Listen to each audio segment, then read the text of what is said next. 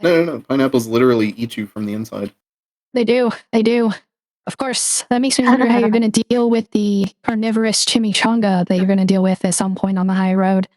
Great. I forgot that existed. Can't say I've ever imagined hearing those words in a sentence together. Mental health is important. If you are experiencing any level of mental distress or unease, please seek professional help. Therapists and psychiatrists are there to provide a safe and reliable space to process stress and difficult situations through various methods. They are there to provide preventative and post-care for such things. If you are experiencing a situation that requires immediate or emergency attention, please check the links below for crisis and emergency options. You can also find links below to charities that help children in need. Any help you can provide would be appreciated. Our social media, Ko-Fi, Throne, and Discord server are linked below as well. The Discord is a community gaming space with a completely optional section for Dungeons and Moogles. All right, and in addition to that, special this week, I started redoing the mud shop. So archived away the old shirts, and I'm starting to put up the new designs with like the ones we've been using for a while. In particular, Wrath, I did switch you to that new one that you made. I still have to do that for Tempest, though. But I'm putting up those as new designs. I've only gotten like half of them done so far. Because, God, the site is really laggy and monstrous from the creator side of it. So, that and being busy with my new job. So, hopefully by next Friday, we've got all the characters back up there with new shirts. I put one up from Ogdalin. That was the first one that I did. That way I can make sure I still knew what I was doing. I even ordered one as a sample so that when that comes in, I can start wearing it. Hell yeah. Now, last week, you all found yourselves approaching a checkpoint along the high road. You see the massive trees on either side had buildings up in the branches where they would stand guard. And you went up there and found a couple of corpses that, as you investigated them closer, they appeared to have taken their own lives. And then spoke with Matharian, who asked you all to help put the spirits to rest of their own regrets that led to their deaths. When you followed the path and actually found the village itself, the village was just like the checkpoints, raised up above the ground. And as you were kind of exploring, you also realized that by this point in the road, previously you'd seen like 5-6 feet deep, and you figured this spot in particular probably does ski resort type levels of snow, getting up to 12-13 feet, explaining why they built the accommodations above the ground like this. You ended up going into one of the houses after exploring for a while and noticing that the bodies were just kind of there, almost as if stopped in time. And when you approached this house and you went inside, the zombie inside of it began going on about, oh, yes, I didn't expect anyone. Oh, let me start cooking dinner, and you should go, check on my son. He can keep you company and entertain you while I cook. Which, Wrath, you eventually did. And then, Tempest, you came in, and it kind of reset the scene as she began playing out the same thing from the beginning. Over a little bit of time, you realize that she just kind of kept restarting this, and that her son Jonathan, who she had directed you to find, wasn't in his room, so he may be somewhere else. With that, you ended up going into another house, or Pius did, I should say, where he found a couple who began arguing immediately when he walked in, throwing jabs at each other as they spoke to you, Pius, and they indicated that Jonathan might be down at the lake because that's where him and his girlfriend like to go. They also both called him a good kid, even though his own mother had admitted to not knowing what to do with him. He's so rowdy, as you watched her unalive herself, or recreate how she did originally. After you all went down to the lake, Twilight's fear of the ice and being frozen underwater hit her. It kind of caused her to decide she can't do it. Back up. She's trying to get everyone else to not do it in this panicked state of her mind. And you all suggested she either wait there, or maybe go explore elsewhere. So her and the hermit went off a little bit away from the lake, where it looked like the mayor and judicial buildings might be. And the rest of you went out on the ice, where you encountered what looks like a male teenage zombie, possibly Jonathan. At least you were hoping so. And as you were talking, you mentioned, being a little short, wanting to get some money to get something nice for his girlfriend. And after you asked him how much, he responded by telling you he needed about $350.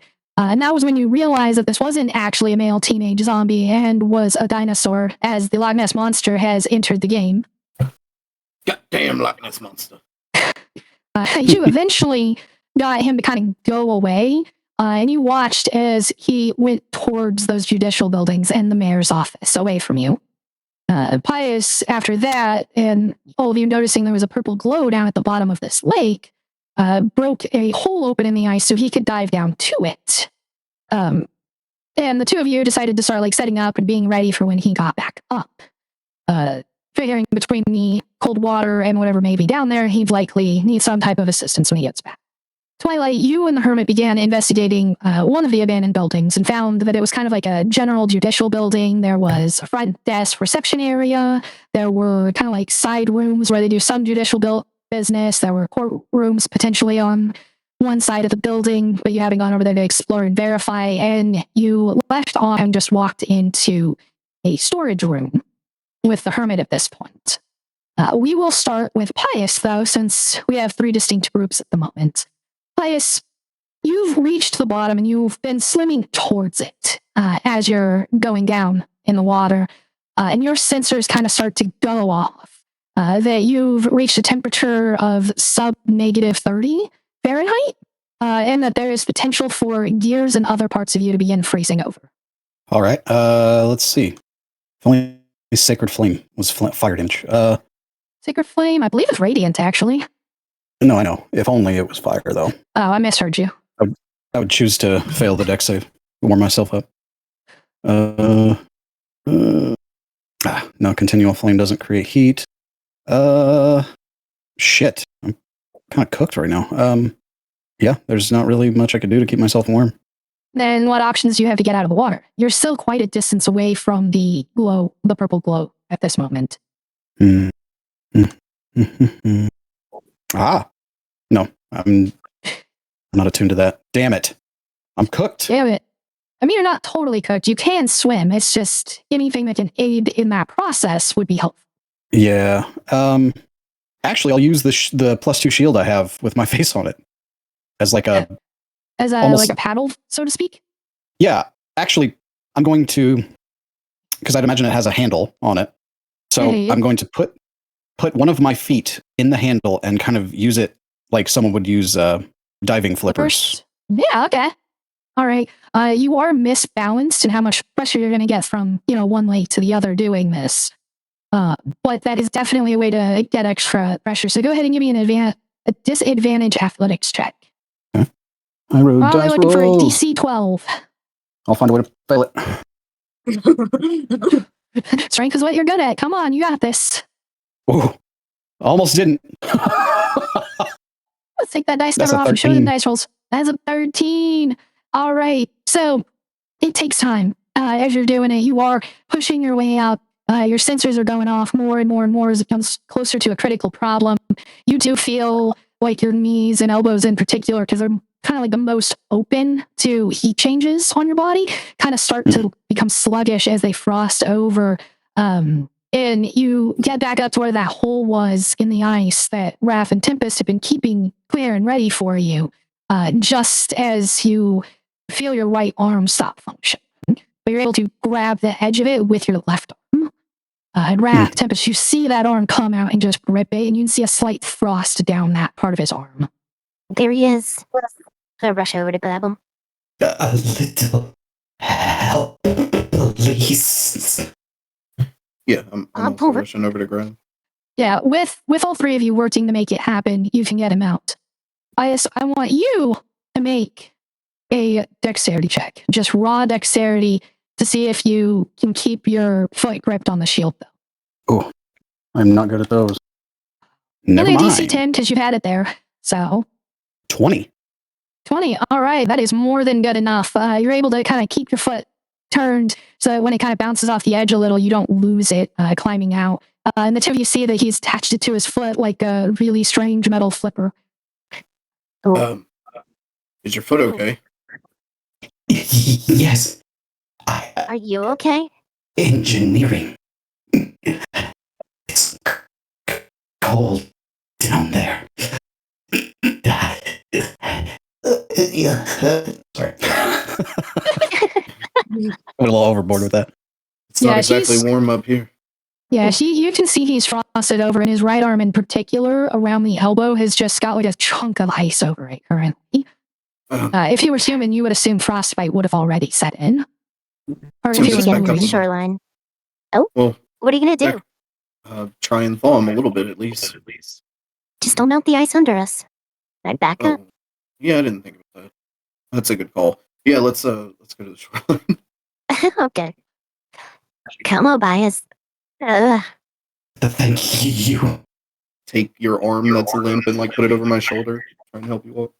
He's going to try his best to not put all his weight on both of you, if he can help I it. feel like a literal crutch. I'm so short. All right. That's strong. All three of you roll an acrobatics check for not falling on your faces on the ice. It's going to be a group check, so average total is what we take. Well, I hope y'all roll better than me. I got a 13. 5. Tempest, you can Ah. save this. You can save this. You have high dex. I breathe. What is it? It's a dex? Acrobatics. That's what I thought. Okay, so did you? Oh no, there we go. Uh-oh. Did I So fail the roll? do what? Did I fail the roll? Since it's a group check, you all fail or succeed based on the average. Your average Okay. was 10. So it takes some stumbling and you guys fall a couple of times. So not enough to like cause the ice trick or anything like that. And after about like 10, 15 minutes, you get around the shoreline where even if the ice melted at this point, you'd only go down like 5 feet maybe. Let's see if we can get some solid surface because I have a feeling the ice will melt under my feet. Yeah, let's not do that. It We takes can you find anywhere. Yeah, it takes you a few more minutes to get like fully on shore. The quickest and easiest point would be the docks where you left from originally. But you do find yourself on stable ground. All right, guys. Hold still. Back up, Tempest. Yeah. And I'll cast a Chardolin Shroud. So I start just glowing and radiating heat and fire off of myself. And I'll just stand near Pius to try and help warm him up. All right. What's the damage on that? 1d6 per turn, basically. Give me 3d6. A 1, a 3, and a 4. So 8. Okay, so that is 8 points of fire damage you take, Pius. But after about like that 18-second mark, 15-second mark, the large chunk of ice is broken off, and the rest of you's, shrugged off the frost. Your thermometer's still not happy with your temperature, but it's not a problem anymore. I'll back up a few steps and just kind of let the flames go for a minute, trying to at least give us a little bit of warmth in the cold. Oh dear. Thank you. Of course. Did you get to it? No, and I'm glad that I didn't, because I would have been stuck down there. I could feel my gears freezing up. I would have been stuck down there for God knows how long. How long do you think it would take for someone to go from straight above it? Possibly not that long. Yeah, from straight above it, if you were actually swimming down to it and pushing down, you could make it in anywhere from like 2 to 3 minutes, roughly. Maybe as long as 5, just depending. If you did things like be big and heavy like Pius, you can make it maybe a little bit faster. If I could swim down there and back up in under 10 minutes, I can go get it. With my speed, I could get to it quick enough. We just gotta find a way that I don't freeze. Well, that's the problem. I have a way to make myself... Actually, that's a great point. It is? We could... Planned it. We could combine a couple of spells. And perhaps I could transfer this spell that I'm thinking of over to you and make it an even shorter trip. You can swim as fast as you can run? Basically, I'm like a torpedo under there. That's it. Bias, I'll need your help to craft the spell. But I have a way I can make her immune to the cold. And, well, resistant to fire also, but that's less important for this. Okay. Let's do it. What do you need me to do? We need to get right on top of this thing because my spell's only going to last about 10 minutes. And I'm not sure with combined effects how long it'll last exactly. Do you have any spells that might imbue her with something else beneficial for this? Where I can perhaps place my spell in yours as it's cast at her? On her, rather. Excuse me. Ooh. Life transference. Okay. Yeah, that's perfect. That's not gonna like hurt her, right? No, it hurts me. Okay. Life I have transference some basically potions. moves hit points from one person to another. Just very condensed description. Gotcha. All right. Well, that's perfect. Um, let's find the area we can directly above it. Then, yeah. Okay, let's go. All right. No falling this time. Okay. Please. Right. We'll go slow. Tempest, you're okay with this? Yeah, should be fine. If anything goes wrong, you get the fuck out. Yeah. Should Sounds we tie hesitation. a rope to her just in case? I don't think I have a rope long enough for that. It shouldn't be too bad. I just gotta go down, grab it, and shoot back up at the small opening. And we'll keep it open for you. Okay. What the no? All You right. better So promise I'm not going to make you roll something this. goes tits up. What? You better not gonna promise make if you roll something for goes moving. tits up, you get the fuck out. Okay. So you all take your time. You've been on the ice a couple times and gotten your sea legs, in a manner of speaking. It does take you close to a half an hour to get over there again, just because of the sheer distance and the slow speed you have to move to make this happen. I didn't open my tracker to make sure I'm tracking time. Would you look at that? Well, damn. So we will move over to Twilight real quick, just because things that happen over there may create signals to you guys kind of in this time frame of moving. So Twilight, you've entered this kind of storage area with the hermit. And you, if I remember correctly last time, wanted to kind of look around and see what you could find? Yeah. Was there any specific things you were looking for, given that this is a judicial building? There was something. I didn't write it down though. Well, I did. It's probably at home though. Shit, I was looking for something. God, what Let's was see. Storage rooms, they have paper, pens, brooms. They might have old files stored away. Given that it's a judicial building in more of like a medieval time, they may have like a couple of weapons docked back there for like security reasons or something like that. I was looking for something. God, what was it? It was something to do with something. Yes, compared to doing something Yeah. with nothing. Right.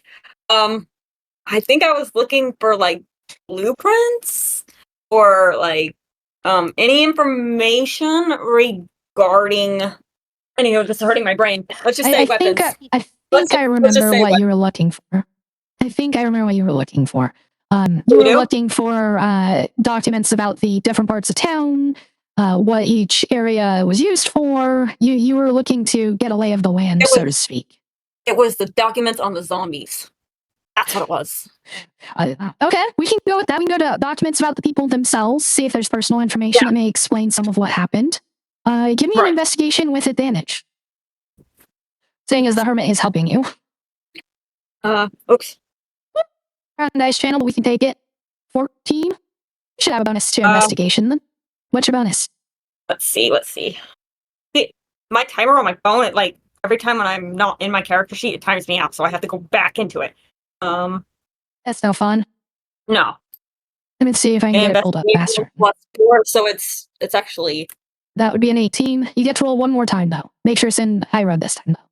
Am I not in the Highroad? No, you were in Fog Survivors. Sorry. There we go. 1d20 +4. All right, so the 18 was the better roll.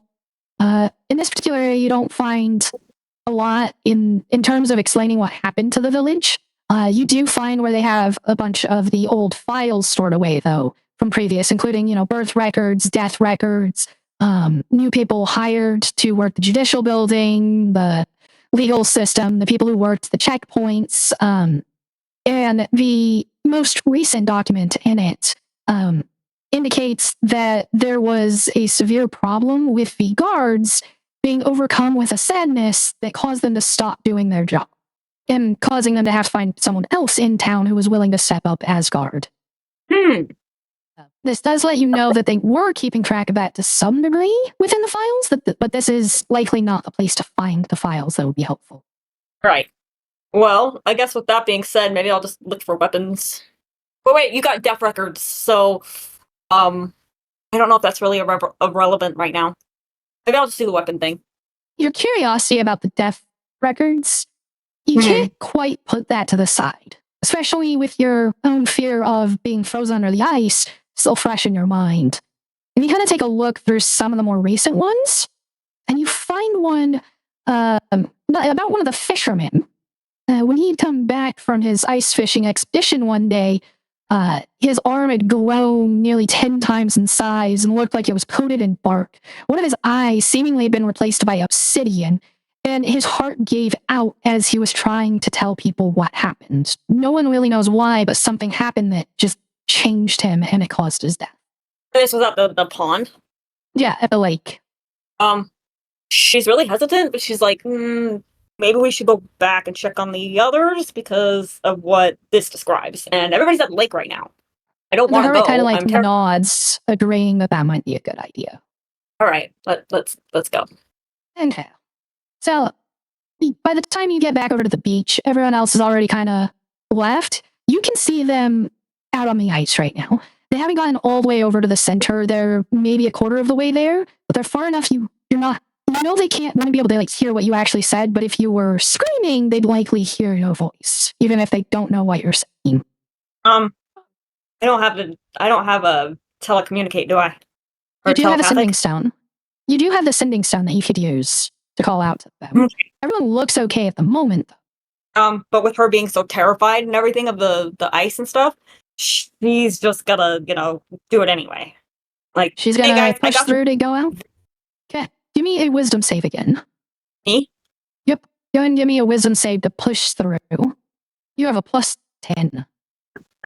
Yes, I do. I was thinking 8, but all right. With the 18, as you kind of start to step out, and you're fighting back that fear, and you can feel your breath catching in your throat as the Onyx kind of trying to calm you and be like, it's okay, I'm here, nothing's going to happen.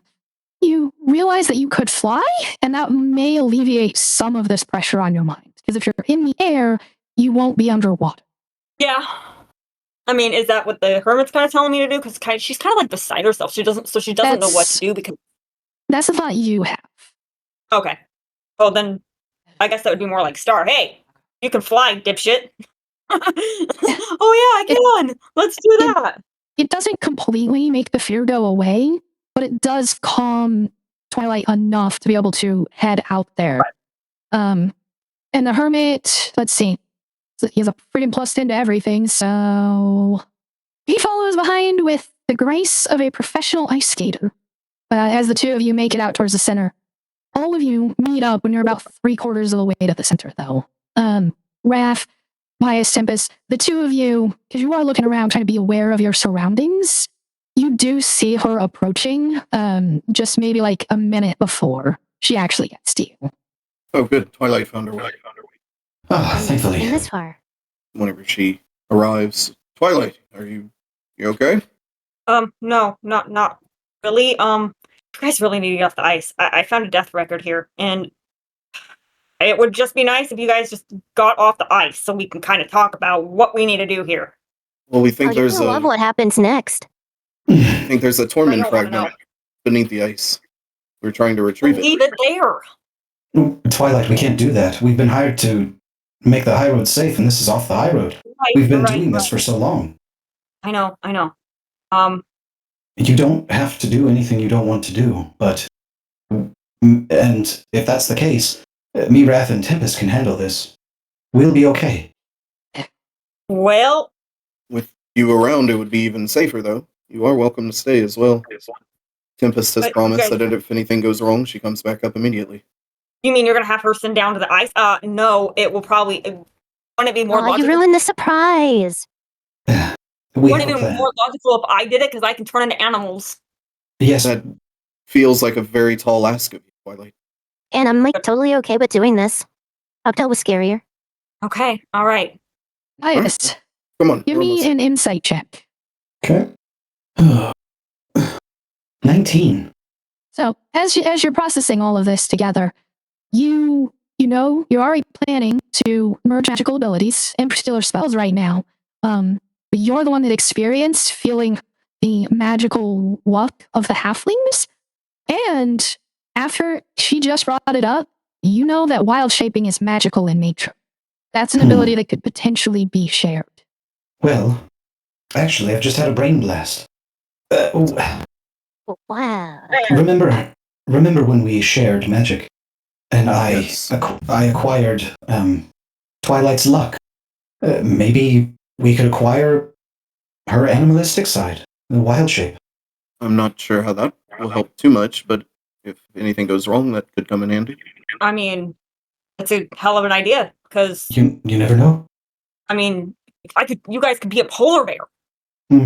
I was thinking more of a narwhal. Okay. They swim in cold climates, right? Maybe even a killer whale. I feel like that would be too large, though. Well, I don't know.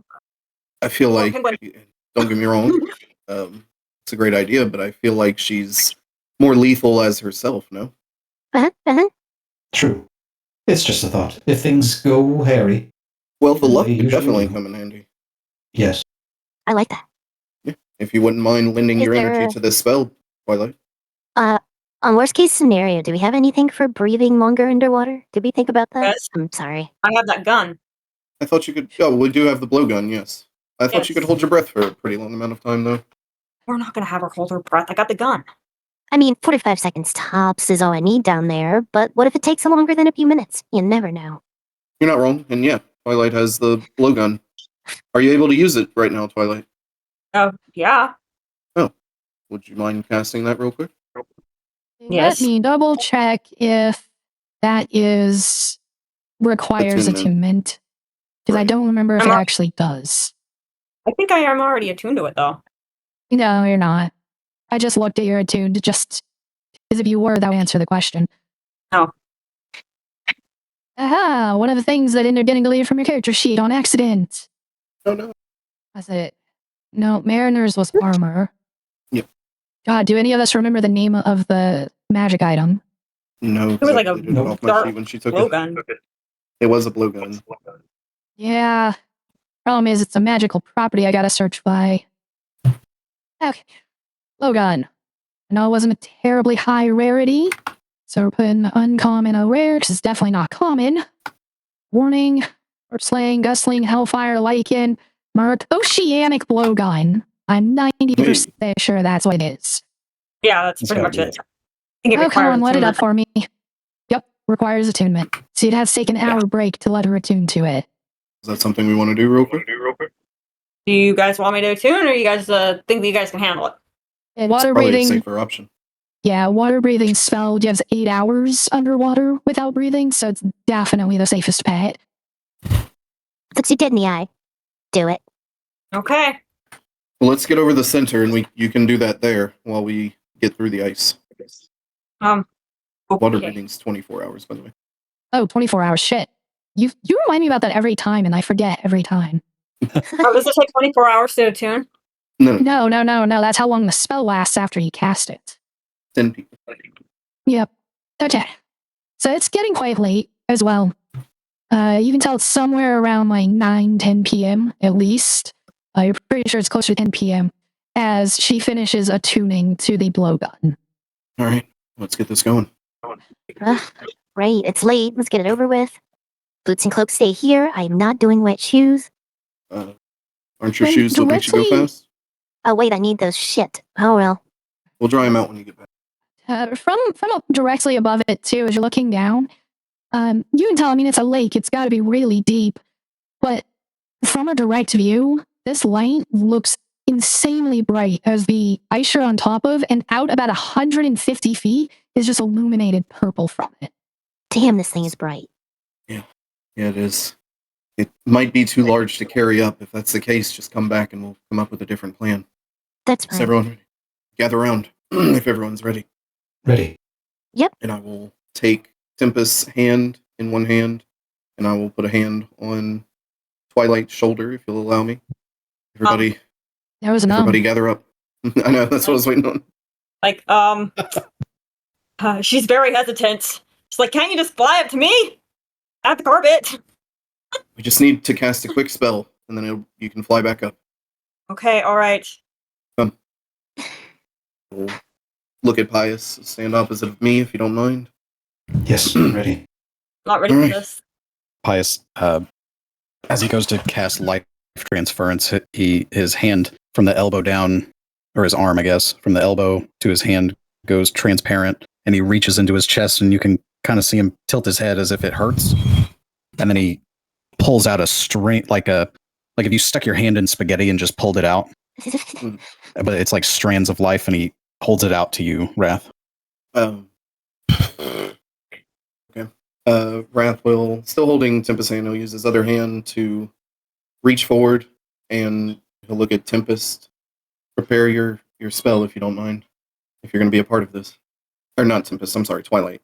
I'm so sorry. Oh, what? I was wondering what you meant by, I was wondering what you were talking about. I was like, okay, well, I didn't know what she was preparing, but okay. No, that's my fault. Brain fog. Look at Twilight and ask you to prepare your spell. Okay, alright, I'm preparing this hesitantly.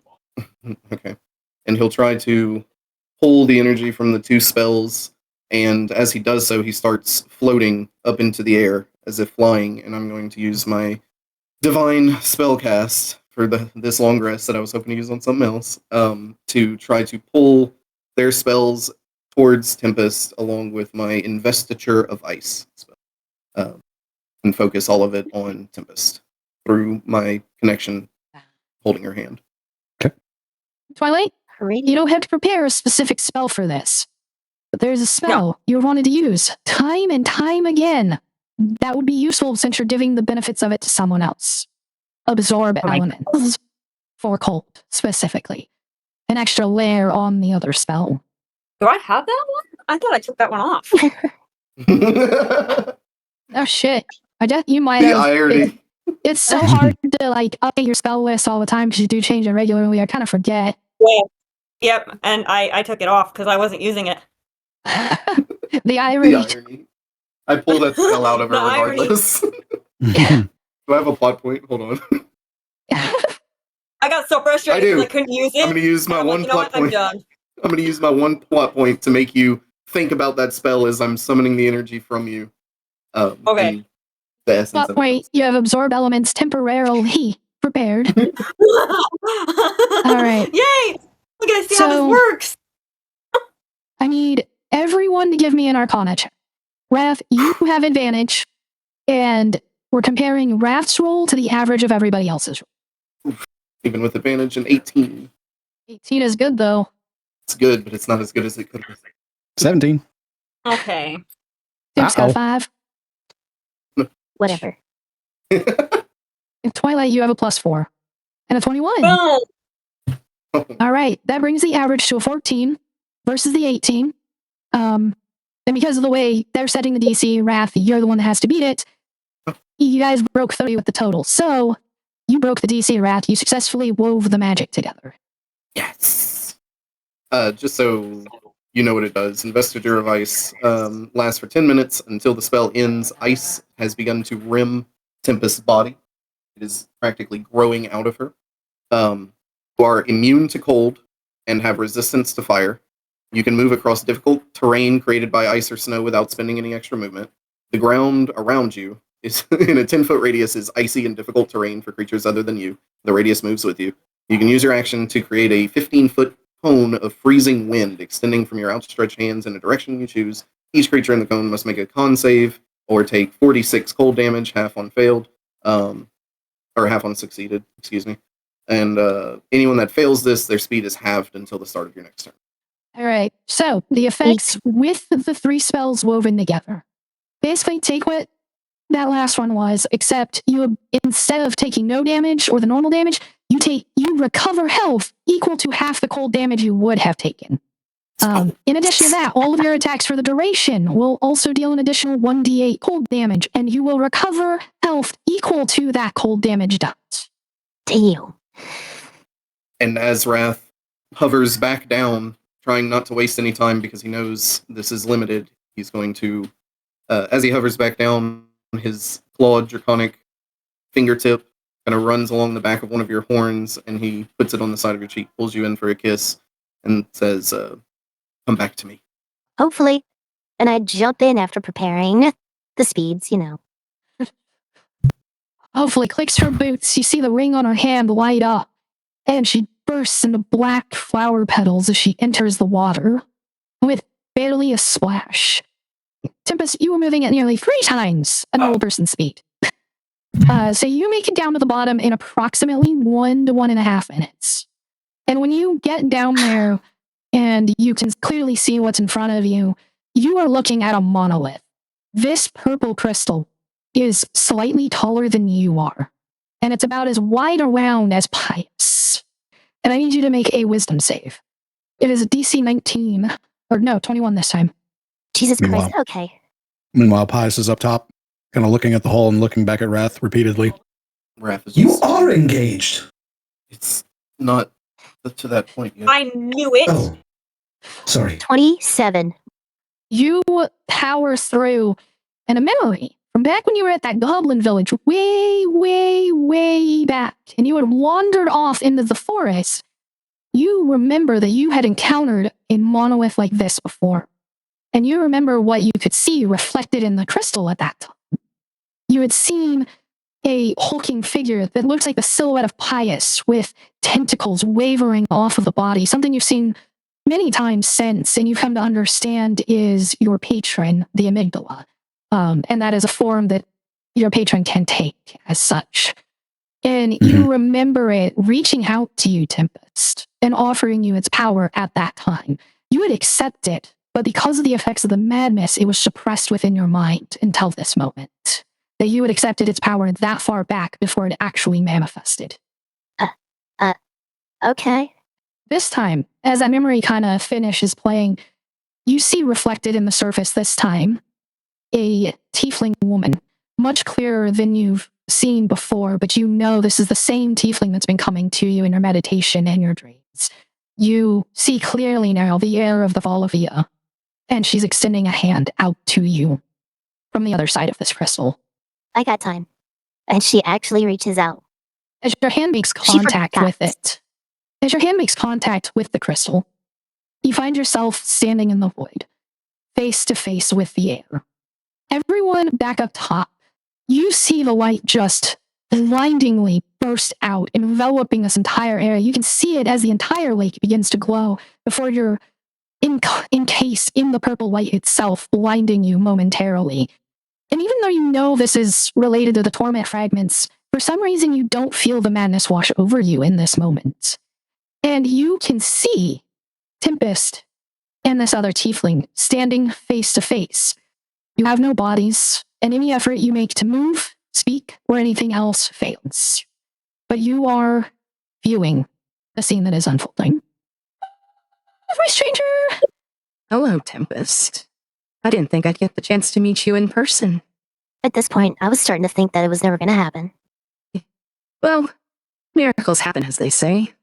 At this Why point, are I'm you meeting visiting everyone in me? my head. I'm visiting it. It seems I'm meeting everyone in my head. Might as well chuck off the list, right? Fair enough. You're so simple. So cute. Is that in a good way or a bad way? Could go both ways. So are you only in this for the dagger? Oh, no. The dagger's a tool, very necessary tool. I have a goal. Then I plan on staying through to the end. Okay. So if I hand this dagger to you now and finally be rid of this, are you still going to be around? You see her kind of reach to her side, just slightly to the back, and you watch her pull out an identical blade. She's already holding Soul Drinker. And when you go to check for What? Soul Drinker on your person, you still have it. Tempest. We're playing with time here. I already have the dagger. You just need to finish delivering it. That way it eventually gets into my hands later. For me, it would be the past, but for you, the future. This is methodically thought out, isn't it? I've had a few centuries to plan. You're definitely something else. My wife would agree. Well, hopefully she's not the nice one to visit. I can't deal with any more people. So, yeah. Well, if you do get the chance to meet her, I'd recommend it, of course. But I don't believe you will. Well, I don't want to Cool. seem greedy. You're doing something for me. So, is there anything I can do for you in return? Tempest thinks for a moment. looking hard at the ground, really pondering. And then she lifts up the hand, the side of the body that has like the curse or the deal made. Uh-huh. Can you do anything notice about that this? the curse that the magical pact is visible right now. Yeah. Can you do anything about this? That is a difficult one to undo. The power behind it is incredible, even by the standards of a magical pact. I could do something, but it would cost you. And I don't mean in terms of paying me. You would lose access to a portion of yourself, so to speak. That doesn't sound pleasant. It's not as bad as it would seem. To be honest, you have some say in what exactly you lose, in a manner of speaking. You talking physical, emotional, spiritual? Could be any of the above, really. It's more like an abstract concept, though. In the end, you could potentially give up your claws and lose your hands, or you could give up access to some of your magic. Perhaps even some of the skills you've acquired along the way. Perhaps your memories would be better served to lose. Tempest wasn't feeling any of those words until you said that last part. If you need time to think about it, I can give you that time. No decision has to be made right now, at least by your perception. For me, no more than a few minutes will pass, even if it's been months for you. A portion of memory, huh? Yes. Bear in mind that no matter what you choose, there will be consequences. Yeah, that's gonna have to be a no-go, especially at the moment. But you drive a hard bargain. As I said, you have all the time you need. But I'd like to explain why there's a sacrifice to be made. When the magical pact is cut away from you, it's not possible to actually cut it away. So to remove it from you, we have to remove a piece of you that it stays attached to. The pact itself will technically still be in standing, you just won't be beholden to it. Oh, I do appreciate the information on that. You Well, all notice as she turns her gaze away from Tempest for a moment and looks at all of you. Tempest, you don't see anything, though, if you turn your head to look at what she's looking at. Okay. Just check. Well, I believe you have some friends that are waiting on you. We could discuss to the end of time, if you'd like. It's your choice. Feels nice to actually stop everything for once. But at this point, I have so many responsibilities. I gotta keep going. Maybe we will talk again. And be safe, my dear, dear Tempest. You At all least kind of watch something in her, my head like, isn't wave crazy. her. Yeah, you see her all of you see her kind of wave her hand. Almost like the whole, these are not the droids you're looking for type of motion with it. And Tempest, you find yourself there in front of the crystal, still underwater, and the rest of you back in your spot up top. The purple-white receding in this moment. What the I'm hell gonna- is that? I'm gonna really study, like, this monolith and, like, the stuff around it before I shoot back up to the surface. Give me Get a good a visual perception memory. check. Perception. 1 second. You got this. No, You got this. Why can't I ever find it right away? Shit. There it is. That's how I am. Almost there. Tempest is gonna get it. 15. So you take in kind of the surrounding of it and the crystal itself. And the main thing you notice about the crystal is that it looks essentially just like one of the smaller Torment fragments, just massive in size. The Torment Monolith is the best way you could think to describe it in comparison to the Torment fragments. And the ground around it, that it is touching the bottom of the lake, it's not made out of rock or sand or anything you would expect to be at the bottom of the lake. It seems to be a layer of pure, glistening, untouched steel, smooth to the touch. And that extends out for nearly 30 feet from it. You also notice the fishes and other things that seem to be kind of moving around, and not a single one of them looks like a natural creature. You feel like you're at a house of oddities, that you're at some type of circus with mutants and monsters. Things you've never even imagined reading your fairy tales. Creatures you couldn't possibly reason out how they even exist. There's a fish that seems to have a pair of lungs on the outside of its body that it's expelling water from to move.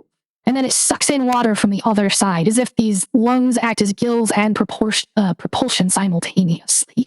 You see crabs that look like they have swords for arms, but they're still made out of the same material as a normal crab. Nothing down here seems to make sense. And you feel the menace start to take hold again in your mind. You know that if you don't get away soon, you may lose yourself to it. I'm gone. I'm gonna shoot out of the water. That is pretty much how it goes. Tempest pushes off from the bottom, moving as fast as she can, trying to swim, and you see her kind of launch out of the water about 10 feet up and then come crashing down onto the ice. You take 1d8 damage from the impact on the ice. I just got her roll bits. 5 bludgeoning damage. Trent rushes over to help you up. Are you okay? Yeah, I'm all good. We're not grabbing that. Can it be destroyed? I think that might be our only option, but like, that thing is big. The ground around it's like steel. And it's a torment piece. I point to Pius. It's, slightly bigger than he is. Oh dear. Wrath Yeah. gets kind of a dark look on his face. I hate to ask this, but the only way to remove it would be if you were to do it. And he turns and looks at the hermit. That's a very big task. You don't have to if you don't want. I understand. Just give me the night to think about it. I think we all could use some rest at this point. It's getting late. Yeah, that's a Hermit, good idea. I have a suggestion here. I don't want to do this, but I have my ring of levitate. I could give it to you if you can do it. I think it's more of he's afraid of absorbing that much of a torment fragment. Yes, I don't know if I'll still be me, if I'll truly become the Finnegan that I once was, or if I'll just become someone new. Maybe I'll cease to exist completely. Again, I you want don't to have to think make about this it. choice here. Yeah. Come on, let's get to shore. We'll set up a camp. I need the dry. I wrap you up in my arms and I burst into flames to try and flash dryer as we teleport 30 feet towards the shore. All right, so teleport's not necessarily that close to the shore. You are pretty far from it, but it does help dry off the clothes. Your socks are still a wee bit swishy, but for the most part, the rest of your clothes are made to kind of shred off water, so they are dry. It's just those cotton wool socks keep your feetsies warm that are still a bit wet. I turn to Pius and say, that's just such a romantic burning of love. I throw the socks at her face. Ow! Yes, so I'm not really sure how that feels, though. One day, Pius, you'll find it. No, I don't think I will. You're the one who said you're in a forever loop, right? One of those forevers has to have it. No, I literally don't think I can have romance. Of course you can. You've tasted things, you've smelled things. Did you ever think you would do that before? Well, no, but I also don't have reproductive organs. You could. What? What do you mean, what? Bias, you remember that you've literally transformed into a body with those organs. Well, yes, I remember that, but that's technically just an illusion, right? Not necessarily. There are ways to make it permanent. So I could permanently be flesh and blood. Of course you can, Bias. If that's what you want, of course. He kind of looks down and shakes his head just slightly.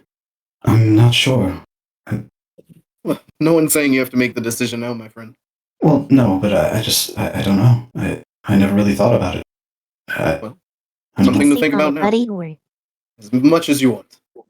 Okay. Sure, yeah. Who knows? Maybe, whenever you move on to the next cycle, or whatever it is you would call it, maybe you won't be a robot then. Oh God, I hope I'm handsome. I'm sure you would be. Or beautiful, either way. Well, yes. Yeah. I'm not particular on... Yes, I'm not particular on what I am. Humanoid-wise. I don't want to be like a Murloc or something. That would be interesting, wouldn't it? That is not the word I would use to describe it, but yes, it would. Be one hell of a Murloc, Pius. Do you think my Genasi form is beautiful? Of course. Absolutely. Imagine what our kids would look like. Wait, what? We lack the facilities for that. Star can change her shape. I can change my shape and my form. Oh dear. I'm mildly uncomfortable now. Can we move on to this? Something That reminds me of a story about a massive wolf of divine origin known as Fenrir, birthed from a... Oh. Have you heard this story before, Pius?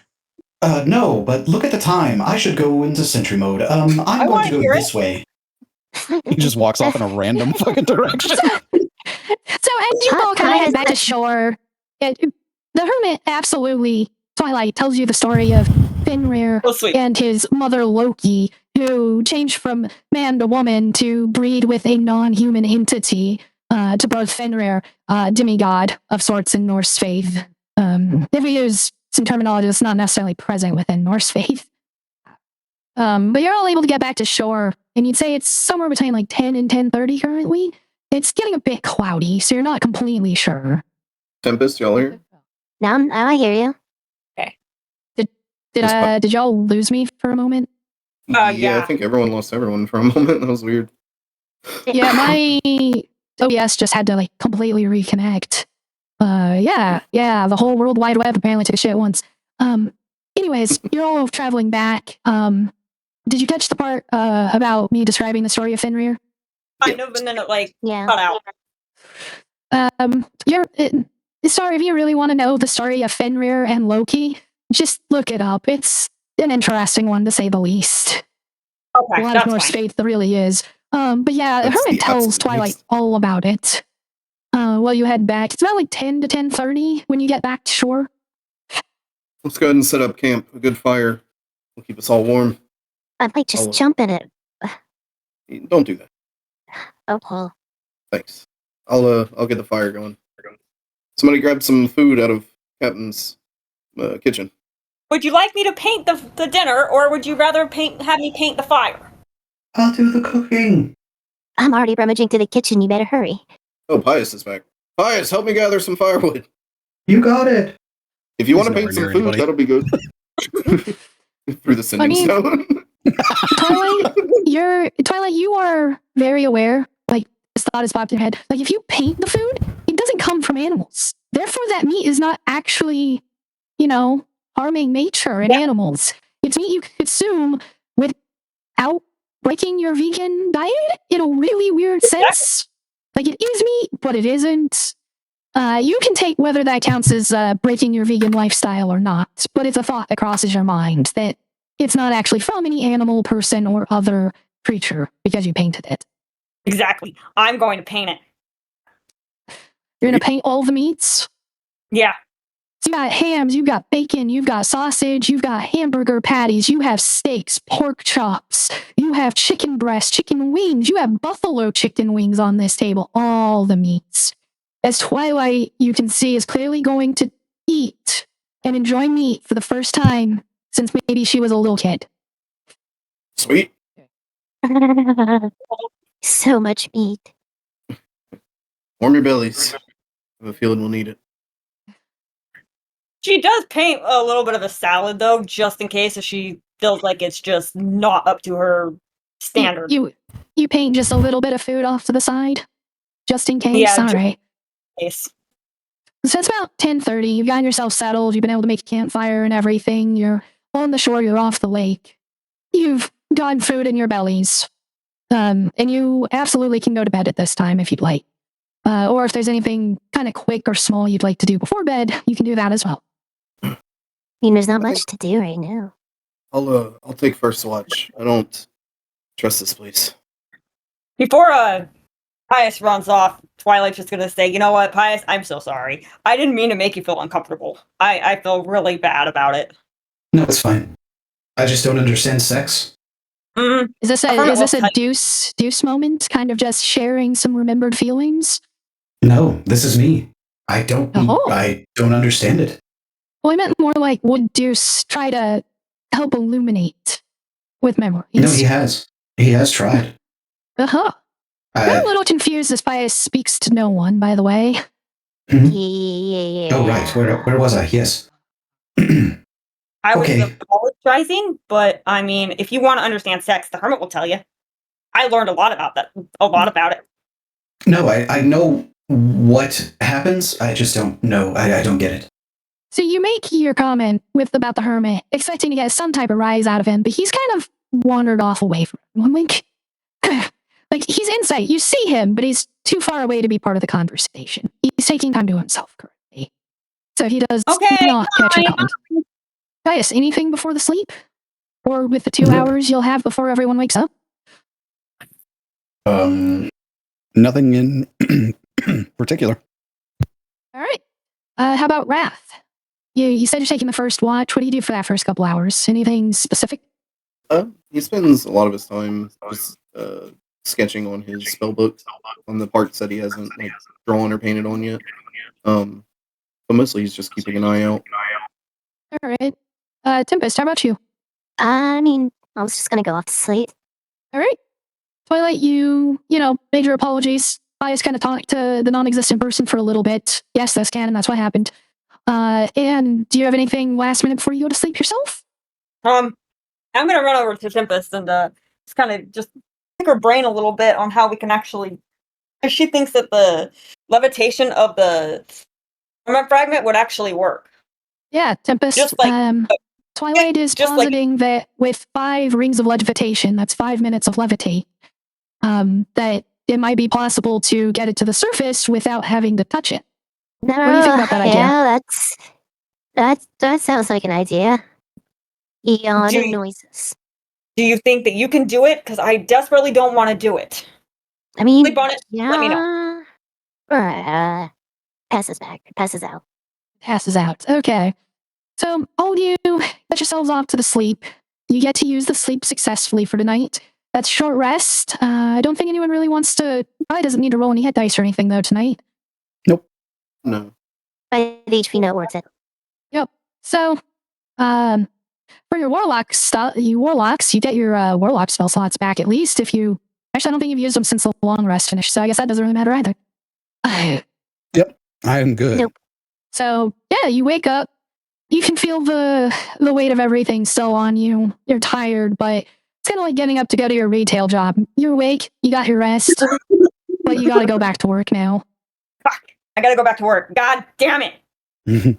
You've all woken up.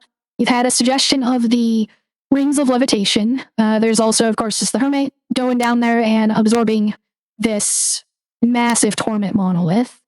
And did we come up with any more ideas while we were on break? Oh, we 100% absolutely have not. Meditate to my patron. I don't like the hermit going down there because he can explode.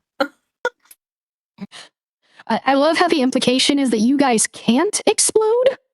Well, because we know he can explode, but we do not know if we can. So therefore, it's false until proven. I mean, you want to see the hermit explode? I really don't. I mean, it wouldn't be the first time it's happened. I mean, very true, especially if we look back at his time as Finnegan and Bastion. It's kind of how his little was with him exploding. All right. So, you guys are awake. You're preparing breakfast. You're in the kitchen making a generic breakfast. You have a moment to discuss this before you actually take the leap.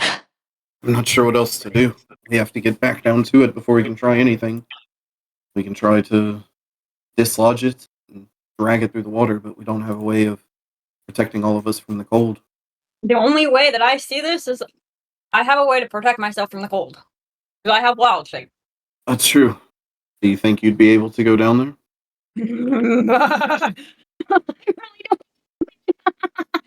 Can she turn into a whale? Probably. I mean, you know what? I want to roll a % about whether you've ever seen a whale or anything relating to its anatomy. Because I feel like this one's a genuine chance you might not know how to turn into it. I could start drawing a horrible picture of it. We'll put it at like a 30% chance that you know how to turn into a whale. I mean, you could use a plot point, but that seems a bit excessive for this. Just my opinion. I mean, I don't have a plot point, so. Let's roll. So we'll give it like a 30% chance, because it's not like whales are some uncommon thing in the world. Plenty of stories about krakens eating whales, too, so. No, you have not seen a whale or enough about the anatomy in books to turn into one. You do have polar bears, though. Right. And I'd say killer whale, yes. Narwhal, we'd have to roll.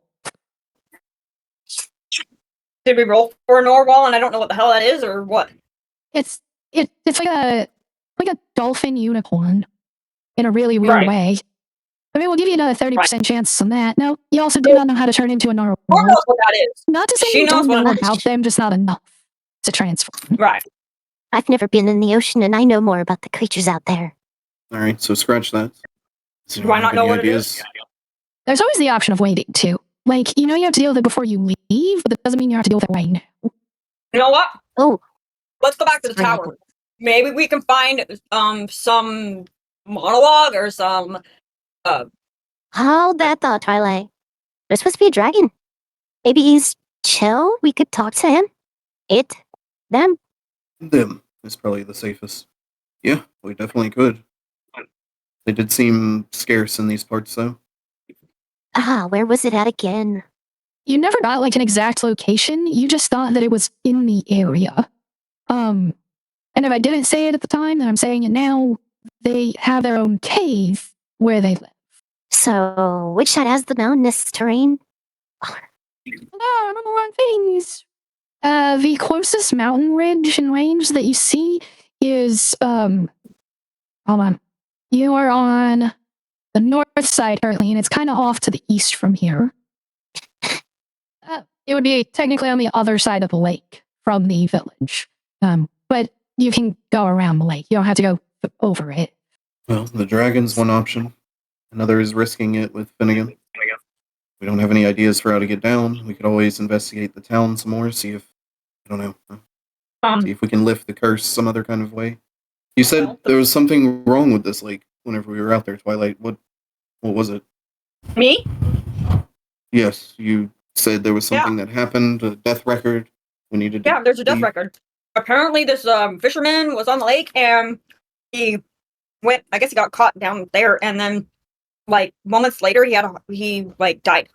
They don't know if it was like a respiratory system or like a heart attack or something, but I think Twilight would remember it well enough to be able to articulate. Died because of heart failure, but his body was like mutated and worn. Like with an eye that had been replaced by obsidian, his one arm being 10 times its normal size, that sort of thing. Sounds pretty concerning. Did you see where they buried him? Or catch his name, maybe? Do you think you would have brought the file with you? Or the singular paper? Okay.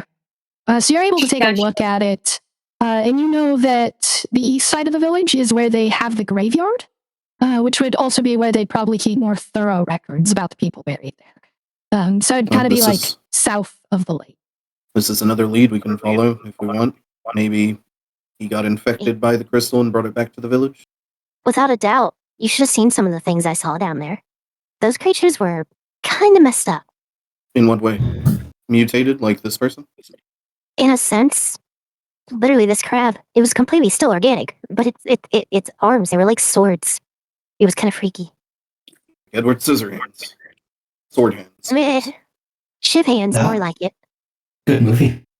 Pius, you can't help but notice, a bit off from all of you, kind of on the edge of the tree line from the coastline here where you are, the beach, you notice that white fox again. And you remember that first interaction and the mutation of the fox into a belly fox. This does not look like Naganeath. It looks like a normal white fox that's just out here, not like spirit or anything. He would just stare at it and not look away, even if he's talking to the others. Good idea, Pius. Are you good? Yes, I'm fine. If any of you look that direction, you'd see the white fox too. It's kind of just trouncing through, not doing anything in particular. Are you hungry, Pius? No, just keeping my wits about me. Not sure if we can trust anything around here. Especially her. Her? You never know. Who's her? Finnegan's opposite. I know that's not her, but it could be an illusion. Wouldn't they use an illusion to look like something other than practically themselves? No, because I wrote her that way. She's full of herself. You do notice the difference in colors of the lights, with that purple tint to it. Never mind. Keep an eye out for that fox. We could have that another... one specific. Well, yes. Oh, well, we can just get it now. It doesn't seem to have noticed us or is bothering anything. It'll be fine. Oh, Pius, you're starting to glitch out there. What do you mean? Your voice got a little wobbly, but it's okay. Oh, yes, that was not me. So, Wrath, you've taken time to really kind of check this phenomenon out a few times. That purple tint to his light only seems to happen when he makes that statement about, because that's how I wrote. As if it's not Pius but the other person. Just like when Tempest has been taken over by the other part, her eyes turned purple and so on. Okay. Well, should we check out the graveyard then? Wait, don't you want to check out the tower first, or the building first? Because the judicial area. We could. I mean, we could find so many clues. But if you don't want to, it's fine. I mean, we can. Yeah, I mean, it sounds kind of boring for me. This appears to be some pretty strong evidence about what happened. It says he came back from the lake, which is where we know this torment crystal to be. No question, the fragment caused it. Oh, I'm sorry, monolith. Either way. But if you think there's more evidence, we can go to that building. I'm sorry, guys. No, you're okay. I feel like we should check the entire town if we can. The more information we know about what happened here, the better. So, we want to split up? Not necessarily, but if we check every inch of this town, we'll find out what we need to know, hopefully. Maybe we go in pairs. Yeah, I agree. Pius, you have an internal clock, so to speak. And you do know that it's the 72nd day since you left, so you still have a long time to finish the rest of the Highroad. You do have time to explore if desired. Well, yeah. We continue. Well, I should go to the graveyard. I'm good with the undead. Can you speak to them on the other side? 1 second. Do. As he scrolls through his hologram spell book. Loading bar in his eyes. You do notice there's kind of a display that does pop up in front of him as he's looking through this list of spells. No, not that one. Oh, I can make them laugh. No, that's not going to help. How do I not my cleric without speak with the dead? Okay, let's see. Check thoughts? No, there's no thoughts in those heads. Transference, clairvoyance. Sending. No, another second. Hold on. This. You're looking for the spell? Oh. No, I thought maybe I had some kind of. What about the feature. gate spell? That will not help. Because technically they're on a different plane than us. Our bodies are here, but their spirits are I'm not so sure it works that way. Yeah, I cannot. So never mind. It's not something you can prepare for the day? You do technically have your prepare time if you wanted to switch your spells. Okay, give me just a second. No. I don't think Eldritch Invitation, Whispers of the Grady. You can cast Speak with Dead at will without expending a spell slot. How did I miss that? Yes, there it Organize your is. files better, Pius. You know what? I'm about to That organize comes from your your warlock, bones. though, not your cleric. Bring it on. We've never fought. How would you like to have feet for hands? She kind of already does. You wouldn't get close enough. Oh, I You've can heard of get real Edward close. Scissorhands. Well, have you heard of Tempest Feet for Hands? I can get very close, Tempest. Are you sure you want to be in there? It's actually kind of dangerous, if I'm not gonna lie. Yeah, I wouldn't spend too much time in there. Actually, it's kind of warm in here. What's it like? It's warm and wet, and it smells like sulfur. Right. Sorry. Yes, what were we talking about? Sorry. Yes, I'll go to the graveyard. Yeah, speak with dead. Right. It's all you, Pius. Well, should we all go, or should we pair up and tackle a couple of different places? You did say we should search the entire town. Well, I think splitting up. And then if one of us finds something, or if one of us runs into danger, we have the ring of communication. But I don't have that, but I know You do. the whole party. You have Jewelry of Sending. Everyone in the party does. Oh, okay. You just have Wow. 5 uses between all of you. Oh. Well, look at that. Hermit's such a nice guy. Mm-hmm. I meant, Okay. Patches, sorry. Right. Okay, I'm going You to the say graveyard Patches now. and he appears and just kind of looks at you. Didn't figure you'd Hello. care to arrive here, Patches. Well, it's not that dangerous at the moment. Sure, that Torment Monolith is a bit of a problem, but it's no worse than the other Torment fragments and chunks you have. At least not to me. Maybe you have something that can help us kind of get it out of where it's located at? Yes, You're a demolitions expert? Like a big crane? I don't think demolitions would quite help. No on the crane, just undeniably. There's no way I have a lever and pulley system large enough. I'm sure that I have a few dozen things that might help. You'd have to be a bit more specific. None come to mind immediately, but I have access to most everything in the world. Like, it's a torment fragment, and stuck, and it's huge, and it's like as big as Pius. That doesn't exactly help me narrow down options that would be helpful to you. Oh, okay. So it's like underwater, it's freezing, and there's like weird fish down there. Raph, like, how about you? We'll- You help We'll me. we'll come back to you on that. We have an idea before we try to journey down, and that'll give us time to think of what might actually aid us. Thank you, though. You're welcome. And he disappears as usual. That opens our options up. We should think of some things that might help us get down there, or do something with the water, maybe. So what did he actually give us? Nothing? Nothing yet, but we know we can summon him here, which is Okay. pretty big. All options are options. Exactly. All right. Should we all Well- go to the graveyard then? Why don't Tempest and Pius go to the graveyard? You and I go to the building and see what we can find. Breath turns to Tempest with the most Or if you don't like that ugly idea, eyes you you've and ever Tempest seen. can go. If you don't, yeah, you and Tempest can go to the building, and I can go with Pius. That's a better plan. Okay. Pius, are you okay with this? Yes. I'll stay here with the fortress and the captain. That way everything can stay safe. Still thinking on it. But I haven't ruled out going down there. Ooh, Don't think too hard. You We're guys- working on some different angles. you guys take Quay. Huh? Her bird. Take Quay. Lands on your head. Quay, yeah. Oh. Quay just flies over and lands on your head. Okay. Sure. Good boy. Bird noises intensifies. Softly pats the bird. What kind of bird What is kind it? of dog is this? Miniature flying schnauzer. Wow. Careful. It bites. Bites. That's okay. I don't bleed. But Is this a dog or a basically, bird? It's a bird. first off, if Quay decides to hurt you, I will not be able to stop it right away. But it offers kind of a connection, a lot easier communications in a way. Also, it's kind of like a third party member for you. Right. Thanks, Tempest. Hey, Pius, if it pees on you, I'm gonna laugh so hard.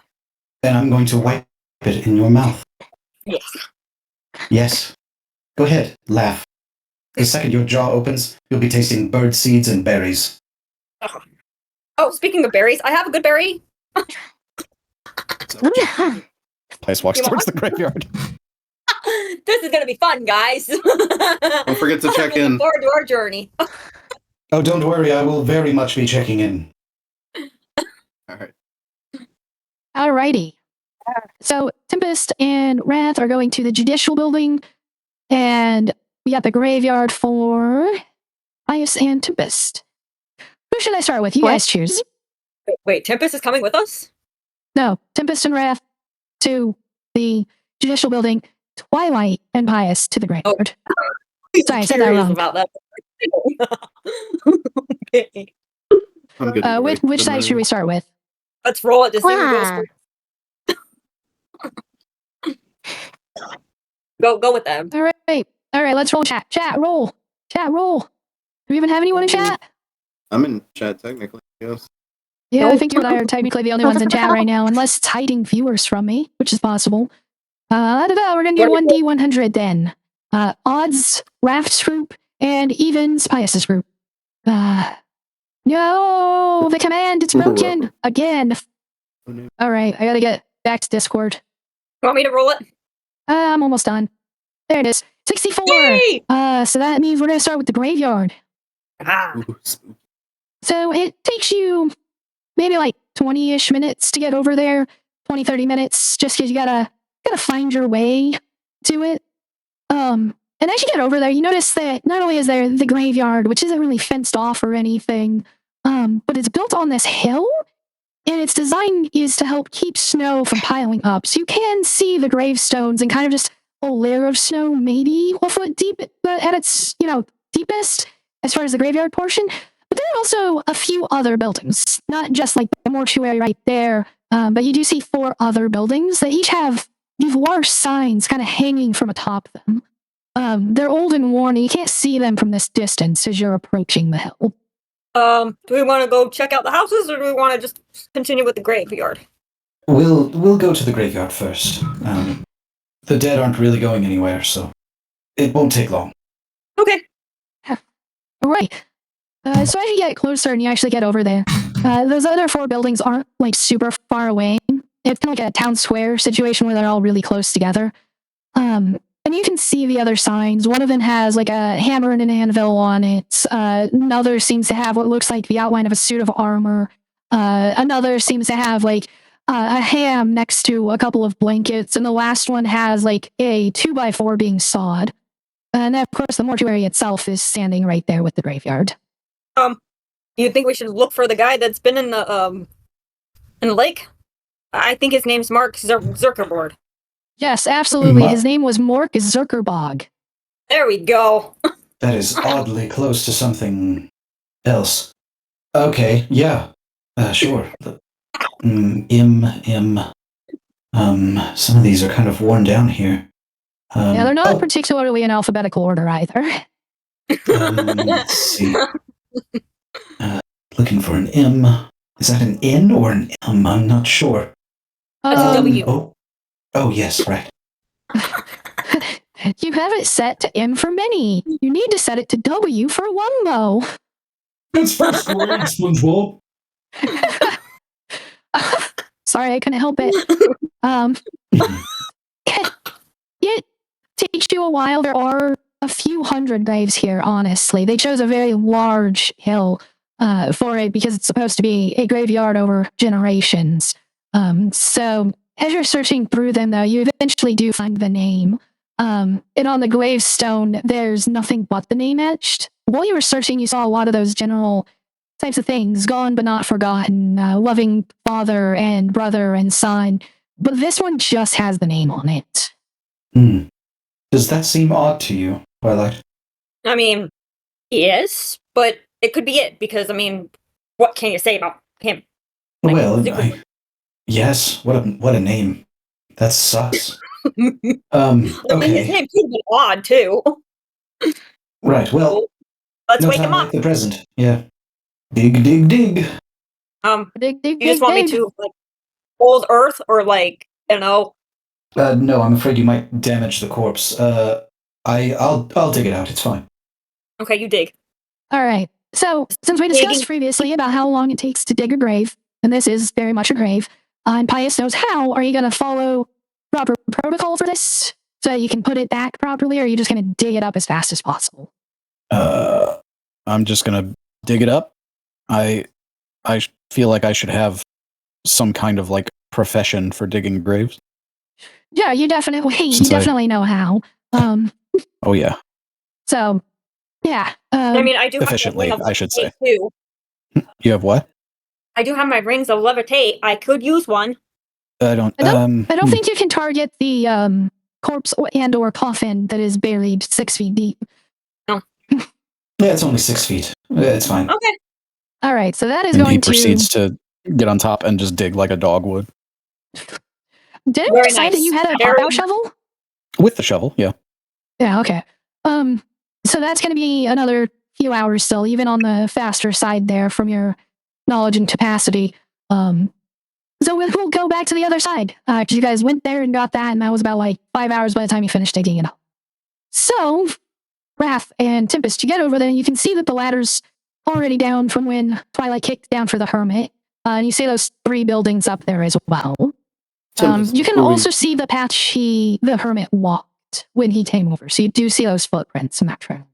Tempest, before we get into this, I needed to talk to you. What's up? What happened down in that lake? I'm not sure you know this, but you had spectators We could all see you. That was. That's why she did that. I think she could see us. So yeah, that was a thing that happened down there. Is everything okay? Yeah. I mean, nothing's changed, so I would say yes. And I'm sure you saw what was in her hand. I did. Yeah, I did. You actually heard what was being said? Yeah, I think we heard everything. Well, I guess there's really nothing to catch up on then. Yeah, I guess not. I'm just glad you made it back to me. Of course I was going to. Never a doubt in my mind. Come on, let's go check this out. Let's stick to the hermit's tracks. I don't want to deal with any weird shit around here. Good idea. Continue up and in. All right, so you head into that main judicial building as well.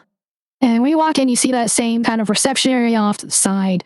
There's a downstairs and an upstairs, and each side and floor has 3 doors, with the staircase kind of at the back heading up to the second floor.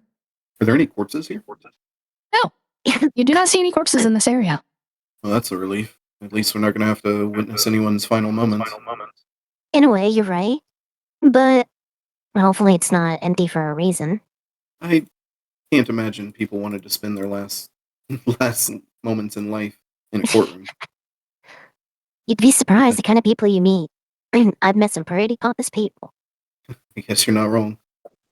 I haven't been around nobility too much to really know. Stuffiest individuals. Let's go up. Right. The good shit's usually at the top. The fighty stuff's usually at the bottom. Unless there's some kind of vault, in which case they'll keep it on the bottom. That's second location. We go up first. Come on. All right, are you heading I'll to the take left her by side the or the hand. right side? Left. First, second, or third door? Second's the third. First is closest to the entrance. Third is the furthest from the entrance. Oh, are there not stairs from here? The stairs go up onto a walkway that leads to the 3 doors on either side. Gotcha. Like a foyer at one of those like olden times fancy mansions. It goes up and then splits to the sides. Eeny, meeny, miny, mo. That one. The second one. All right. Go to the second door. So as you walk Even number. into Even is it, good. as you walk through that door, you notice that it's a hallway that kind of just seems to lead to the back, and there are 2 doors on the right side, 1 on the left. That seem to head to probably where those other 2 doors would have led. Is this whole place doors? Well, we've got to end at some point, and I'll start walking down, and just the first door we come across, I'll open it and just peek in. Okay. So the first door you come across will be on the right side. And as you peek in, you see what appears to be a courtroom. There are 2 rows, 3 rows of seats, and there's kind of that walkway down the middle of them, creating like 6 different seating sections, as well as like the gate or the railing, whatever it's called, that would bar off the people watching from the people involved in the case. And you do see a corpse at the judge's stand, as well as what appear to be one on the closer side to you for what would be the defendant or prosecutor, and 2 bodies on the other side. That would be the other one of the pair.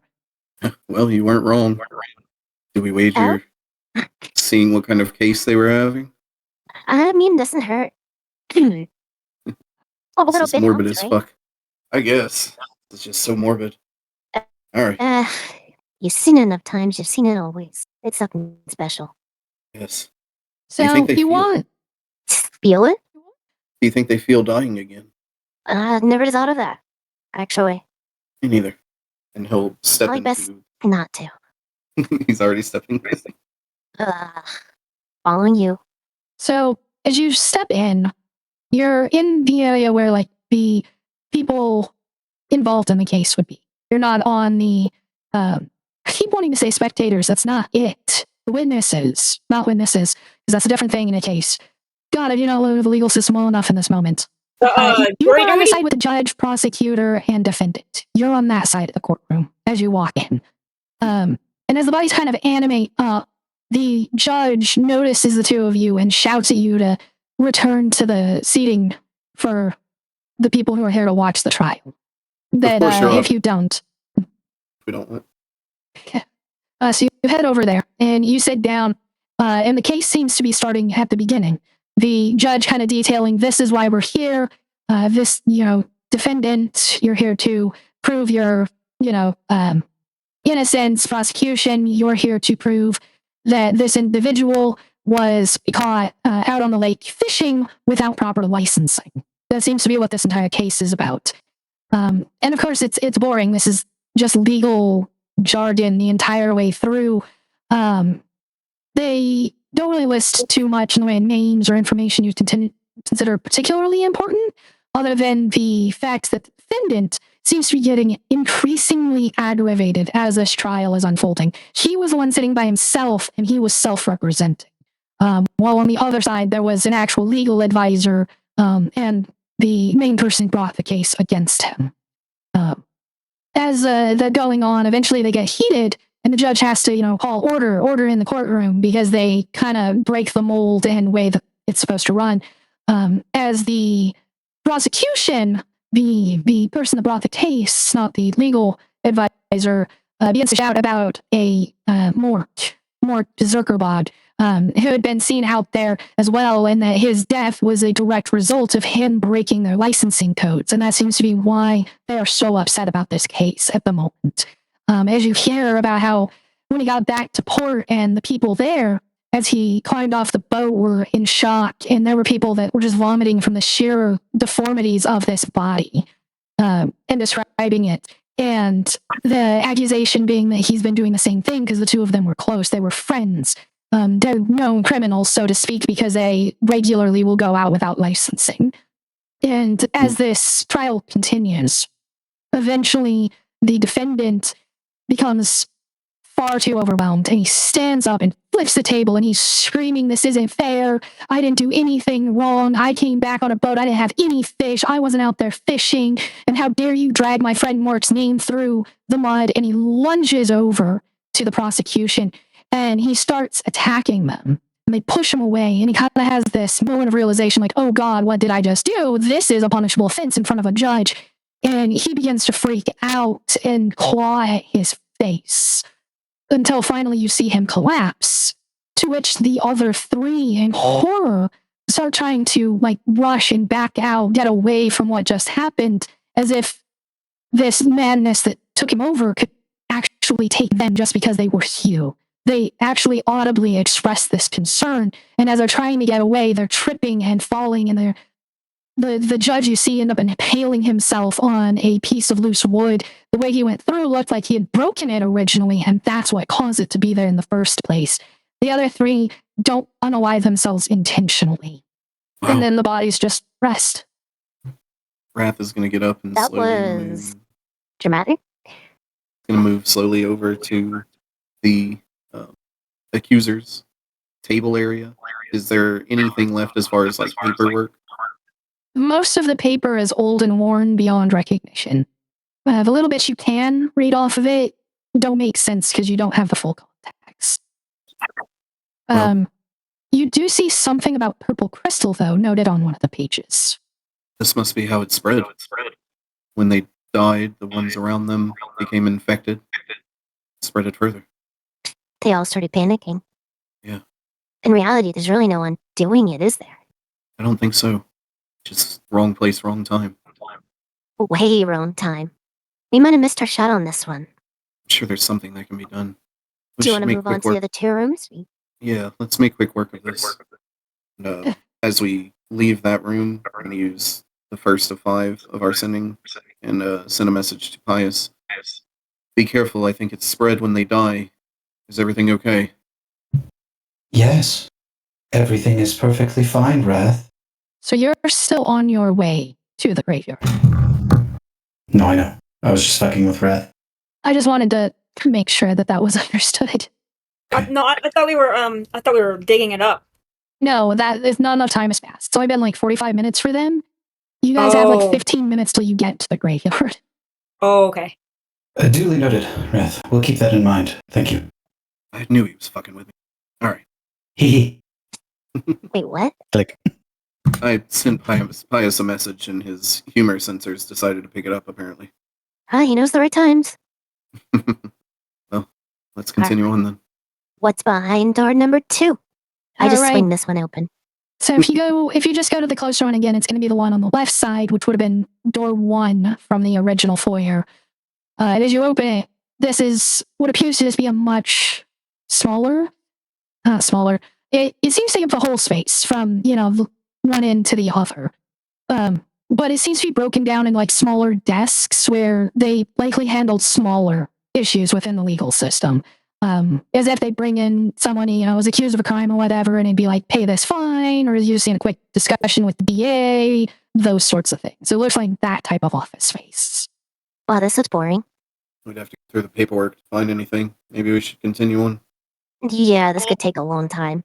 Yeah. So you're gonna start searching through everything? Did I understand that correctly? No, we're just leaving. No. Okay, just brief overview of all of it. Yep. So you notice that most everything seems to be in order. It doesn't look like it was just abandoned in a hurry. It was like everybody went home and then just didn't come back. Most of the paperwork's nice and tidy, stacked up. You can see like, hey, here are the out cases for the day. Here's the in cases for the next day. And just kind of like briefly glancing at some of them as you pass, you notice that a lot of the newest ones seem to be at just like the desks at the furthest end, as if each day there were more people that didn't come back to work. And so these newest ones down at the end, though, some of them seem to include even other DAs that were working in this office that had been overtaken by some deep sadness and pain, and they'd cause harm to others or damaged property or just unalived themselves. And these were cases that needed to still be filed and gone through. In particular, the newest one you find, it has another sheet of paper right next to it that just very much is hand scrawled, not any type of legal. And it just kind of says, "Oh my God, I'm the last one. Is this the end?" Is it signed? It's not signed, but you can tell that this is like the person trying to get it out of their head. And more than likely, they failed to actually get these thoughts out of their own head.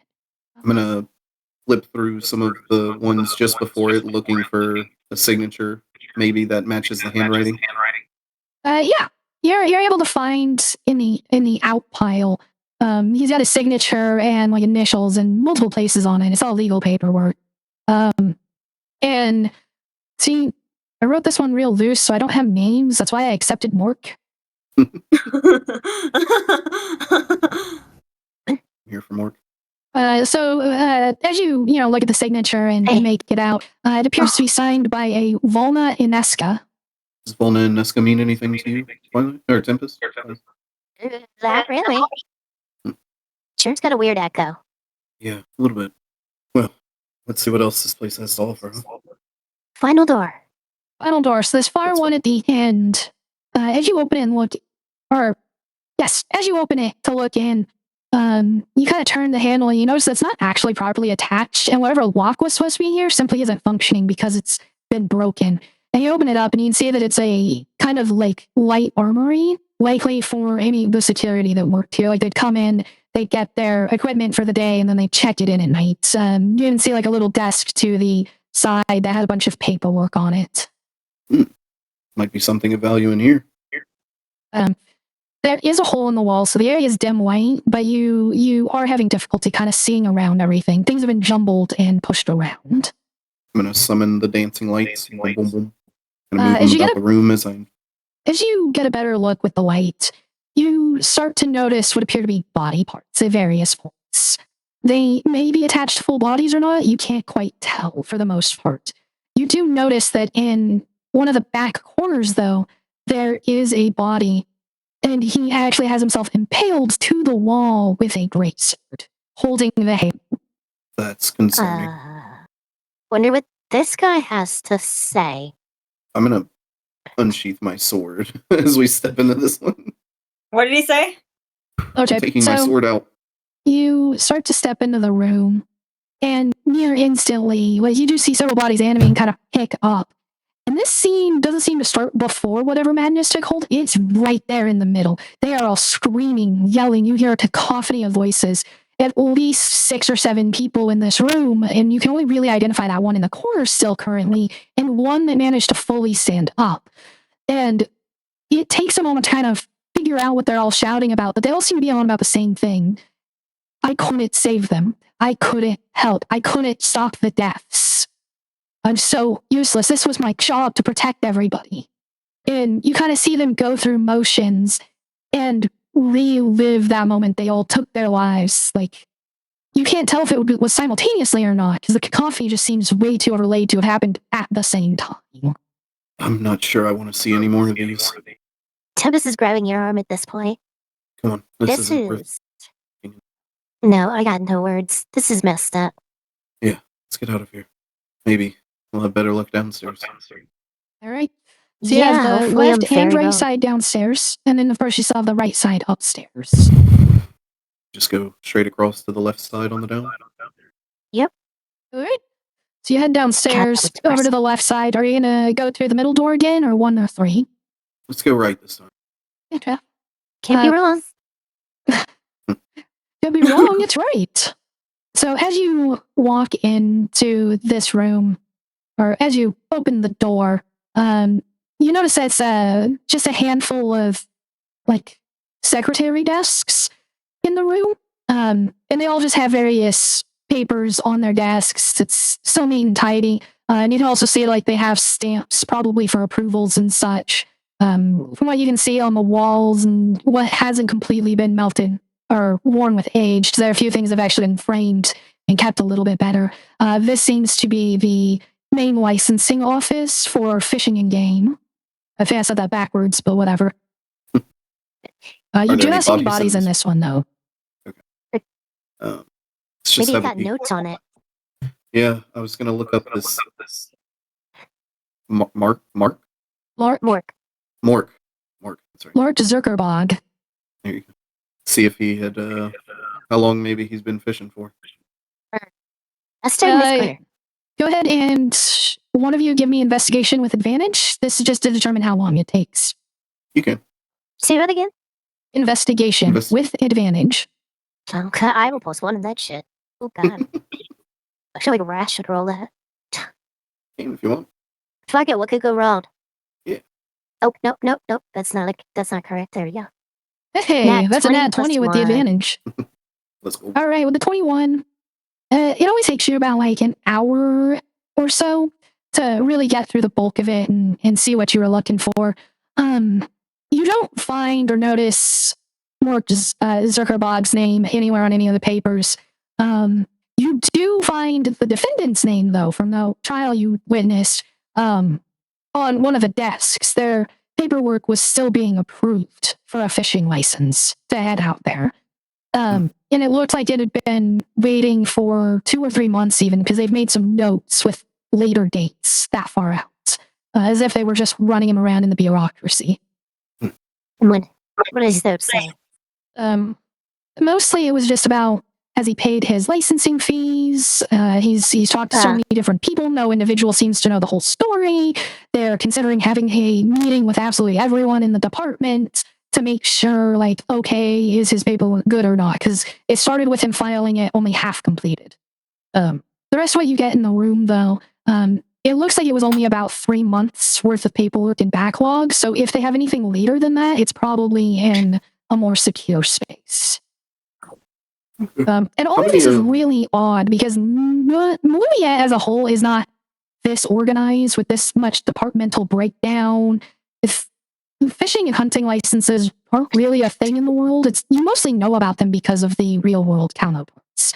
This town seems to have been centuries, if not millennia, ahead in bureaucracy. How many does it appear like there's a lot of fishing licenses? As far as the fishing license, it looks like there are maybe like 30 or so at a time, but they seem to be given out on like a monthly basis in a cycle. Like 30 people each month are given permission to go fish. They have a maximum catch that they are then allowed to sell to everyone in town, or to just, keep it for themselves and their family. So they could have done this to rotate people out. They could have known about that monolith.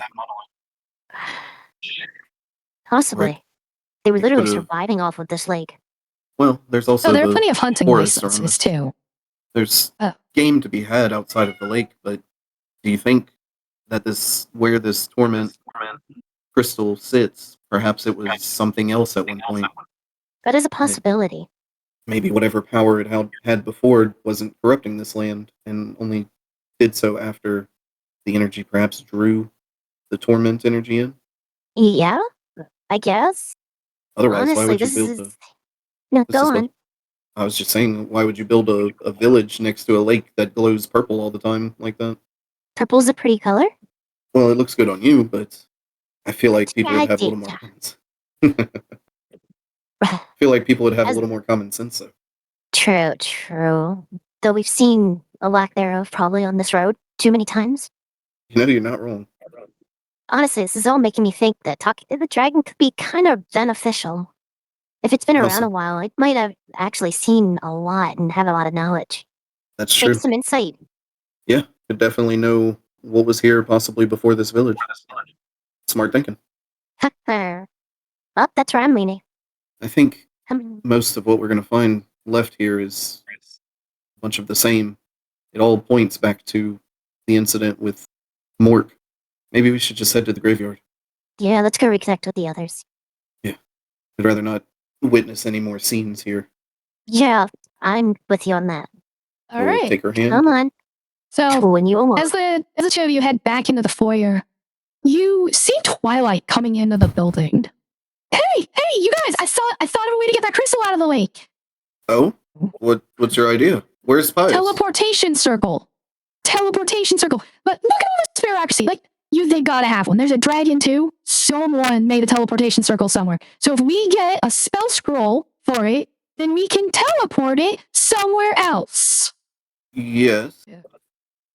I'm Do I repositioning on believe- the other side of her. Behind I her. believe this is Twilight. It's sporadic enough that you've known her to just abandon the party. She just runs off to do things. It seems like Twilight, honestly. This is very Twilight behavior to have an idea and just drop everything else because of it.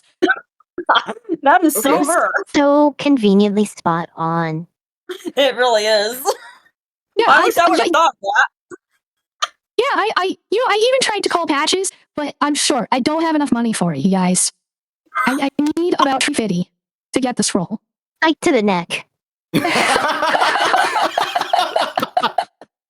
So yeah, it's at this moment that you realize that this is not, in fact, Twilight, but a dinosaur. And an attack roll for me with your sight. God, it's been so long. We gotta double check. I was sitting here thinking, like, wait, are there fucking like mimics in this tent? Oh, motherfucker! Your idea was I know, tamer than mine. I How thought the fuck did I grow up in here? Okay. I thought whenever Jess first said it, Twilight walked in, I thought history was repeating itself and Twilight was now caught in this shit. That's where my brain went. God, yeah, that would have been much worse. Oh no, Yep. you guys, you have a couple of chapters till I make you deal with the time loop. God damn it! Is that 25? 25. That is a solid attack. You hit. Go ahead and roll your damage. What is she actually killing? Like She's attacking the Loch Ness monster. The one from Yep. South Park. Fuck. I wish I could change. Can I turn into that? You might be You'll high enough die. level to turn into the same type of dinosaur, but not the Loch Ness monster specifically. But you get her, Tempest, you smash right into it. And of course, because of the height difference and everything, you don't actually catch the neck, you catch the body. But you whip into it, just slice it open for a chunk, and you start to see purple blood just leaking from its body. As it kind of yips and starts bouncing away out through the door, which you notice is now a big hole from when he came in, even though you didn't notice it before. What the hell was that? It's Twilight on drugs. I don't think I want to eat dinner from anything she draws ever again. Sure. You know, that's actually a pretty good idea, though. The teleportation circle. Yeah, anyway, should have thanked him. Oh well. Probably worth that tree fitty. Looks around. And I'll just make a reminder, no matter how random something seems or feels, there is a point to it. Just No, like I the understand disappearing that. goblin village. Rat's confusion came with Twilight did research and figured out that this would work. Let's reconvene and share this information. Yeah, for sure. Let's get over there. I am not stopping, I swear. Anything else comes out? So as you're getting over the ladder to go back down, you can see the Loch Ness Monster. It hasn't disappeared from sight once in the middle of all this, but you kind of had this discussion as you were walking out, and you saw it jump off, and it heads out to the lake. Until finally it kind of leaves your distance, your view for distance. It is moving way faster than either of you at this moment. Tempest, you're pretty sure it's moving faster than your max speed. As we're climbing down, Wrath goes, are we sure that that's not the dragon they spoke of? Now I'm suddenly feeling like just saying fuck this village. You put that idea in my head. You're probably right. People get dragons and other creatures confused all the time. For You're right. anyone viewing this, I want to, before you rage quit on this, the Loch Ness Monster is not the dragon. Just for anyone watching, I promise that's not what's happening. Spiraling. All right, so it's going to take you some time to get over there. Let's see, they just got there, so then takes you a good 30-45 minutes also to get over there. Bias, you are about an hour into the digging, roughly. Just give or take maybe 10 minutes. Okay. And Raph, Tempest, you see those buildings, you see their signs hanging that are worn, and you can spot Pius and Twilight over by a grave, kind of center left from this entryway where you're coming in. Oh, hey. How's it going? There. It's going very well. Mr. Mork is currently still buried. But I'm on the right track. All right. Well, do you need help with that? He's gone. I want to point out real quick that neither of the two groups told the other about Mork before this moment. No, that's fine. But Twilight told me about Mork. Or Mort, whatever his fucking name is. I thought I told the group because paperwork. Oh, you're right. You're right. You did. My bad. I misremembered. DM corrected. Move on. Or continue. Not move on. But continue. Don't let me interrupt you more. We interrupted. Sorry, go ahead. No, I was just going to say yes, go ahead. We interrupted a court proceeding back there. A friend of this guy. He kind of went crazy and ended up killing himself, but whenever he did, the other people in the room who didn't seem affected yet all ended up perishing as well. That's not good. They perished how? Accidentally taking their own lives. In despair. It was pretty chaotic. For context, so maybe your brains can see it closer to mine. They were Final Destination deaths, where it's just it was meant to happen in this way that just doesn't really line up how improbable each of their deaths were. Death just kind of spread throughout the room, unconcerned about any consequences. Yes, there is always one thing you cannot avoid. Unless you are a god, or a lich, of course. And that is death. So, it's a real mood killer, isn't it? I mean, what mood was there looking around a graveyard? Oh, I'm quite at peace here, actually. You do know in a living society, this would probably be very illegal. This would be very illegal. Yes, but digging up a grave or saving the entire universe, I would say this is minuscule. Besides, do you want to go back and try and file for a permit to dig it up? I'm not talking to those people again. Well, I mean, we can do this the legal way. You have a judge, right? Why don't we just marry you guys? I swear to God, you're going to be in this grave next. Don't worry, Pius has already got you to it there. Yeah, Pius, make sure you put extra room in there. Yeah. Are you calling her fat? No, we just want to make sure there's just enough room for 2 bodies down there. Oh, you coming with me? Well, actually, why don't we just take Mork? I can probably resurrect him. I just leave Twilight in the grave. Anyway. I'm joking. I realize that might be really gone. Let's just get this damn body up. All jokes aside, yes. Let's wake up Mork. I'd like to have a few words with him. Be thinking of questions you would like me to ask him. How many do you get? I think it's 5. If I'm remembering correctly, then yes, 5. Hold on, let me check my holographic Oh, look at spell you. notes. Well, I mean, technically it's 4 because we still have to put him back to sleep. Well, once That's the not fifth a question is question. asked, they go back to sleep. Yeah. Until the spell ends, you can ask the corpse up to 5 questions. The corpse knows only what it knew in life, including the languages. Answers are usually brief, cryptic, or repetitive, and the corpse is under no compulsion to offer a truthful answer, so be mindful of that. We should also be mindful. You say it has to know the language. The files we've seen, are they in common? Yes, the files you've been seeing are in common. Although you saw plenty of Yeah. names across Elven, Dwarven, Common, Halfling in there as well. Either way, I speak every language, so it's fine. Perfect. That's true. Yeah. Wow, you really you are the hear perfect Quay mediator with the dead. squawk. You hear Quay squawk, except Eldritch. Well, yes. Hey, you can talk? It just squawks at you normally again. You little shit. Magical raven, what'd you expect? Well, I guess it's not out of the ordinary. I am a talking robot. Anyway, we're getting off track here. Somebody grab a shovel. I'm sure there's one sitting around here somewhere. I'll go look for a shovel. Oh.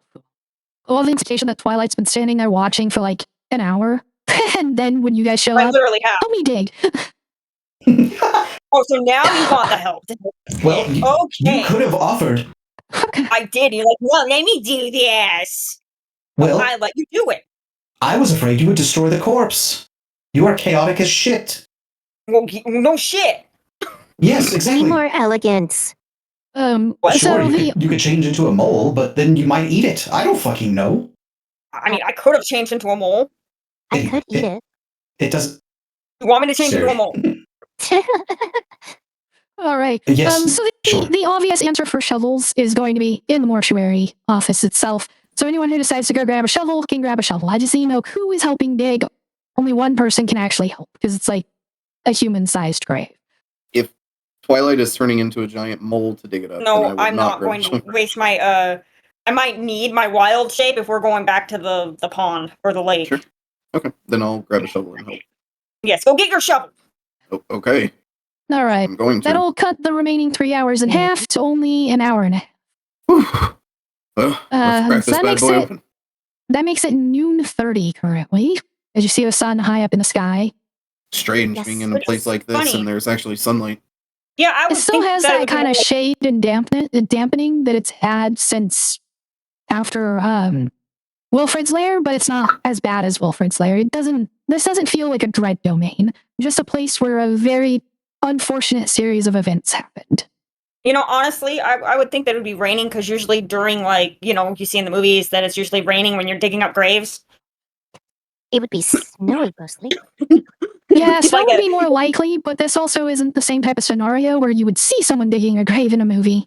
So, Yeah. You have the body up, though, at about noon 30. The sun's high up in the sky, and you can cast your Speak with Dead. Pius reaches into his throat. His hand goes transparent again. He reaches into where his throat would be, and he pulls out a little orb. And then he puts the orb into Mork's mouth and casts Speak with. So, as you put it in his mouth and you kind of move back so that the body can do what it's going to do, you see the entire body kind of twitch, starting from the center outwards to the end of the limbs. Before it sits up, its head slumped backwards, and then it just shoots forward to look directly at him. Pius doesn't flinch as he stares back at this creature. So, it speaks to you in the one language you don't know. Tempest, you understand the question, though. You can As ask. a translator. What do you desire to what's know? the- Ask your first question. What is the cause of all of this in this town? Unbridled madness. Unbridled madness. Makes sense. Ask him out, like, how to, if he knows a way or a tunnel of maybe a direction of how to get the torment fragment out, or, yeah, or, like, how to kind of ease the lake. Is there a way to retrieve that torment fragment from the bottom of the lake? There are many ways. Magic or brute force both require strong minds and wills. I'm just gonna say I translated that one. You're good. Out of game, did we? Sorry if I missed this, but did Wrath or Tempest tell us about what happened with Mork? We read the file. Yeah. Like specifically where he attacked, because he was the one that attacked people, right? No. No, that was Mork is the one the that- friend. Yeah. Mork is the one who came back from the lake and then died because of the mutations to his body. And for the information you found so far, he seems to have been one of the first people affected by it. Not necessarily patient 0, but close. Maybe you should ask him if there's any others that this happened to before him. Or Mork. you could ask why they don't go on the lake. There's a number of things we could discover from him. Morg, who else has been affected, like you, by this torment fragment? 1 million before, human, animal, plant, the dead and the living, 1 million more after. Yeah, translated that. I mean, we got to get it out, then, right? It's been here this long. We have to. Let's see, that's 3 questions so far. May I ask one more? Maybe. What's your question? What about the dragon? If he knows anything about the dragon. Where does the dragon around these parts reside? Baziat dwells in the shortest peak of the range nearest to the east. Azia. Could you repeat that question you wanted me to ask, Wrath? About what? The lake? I have so many. Why would they build a town so near this place of corruption? Why?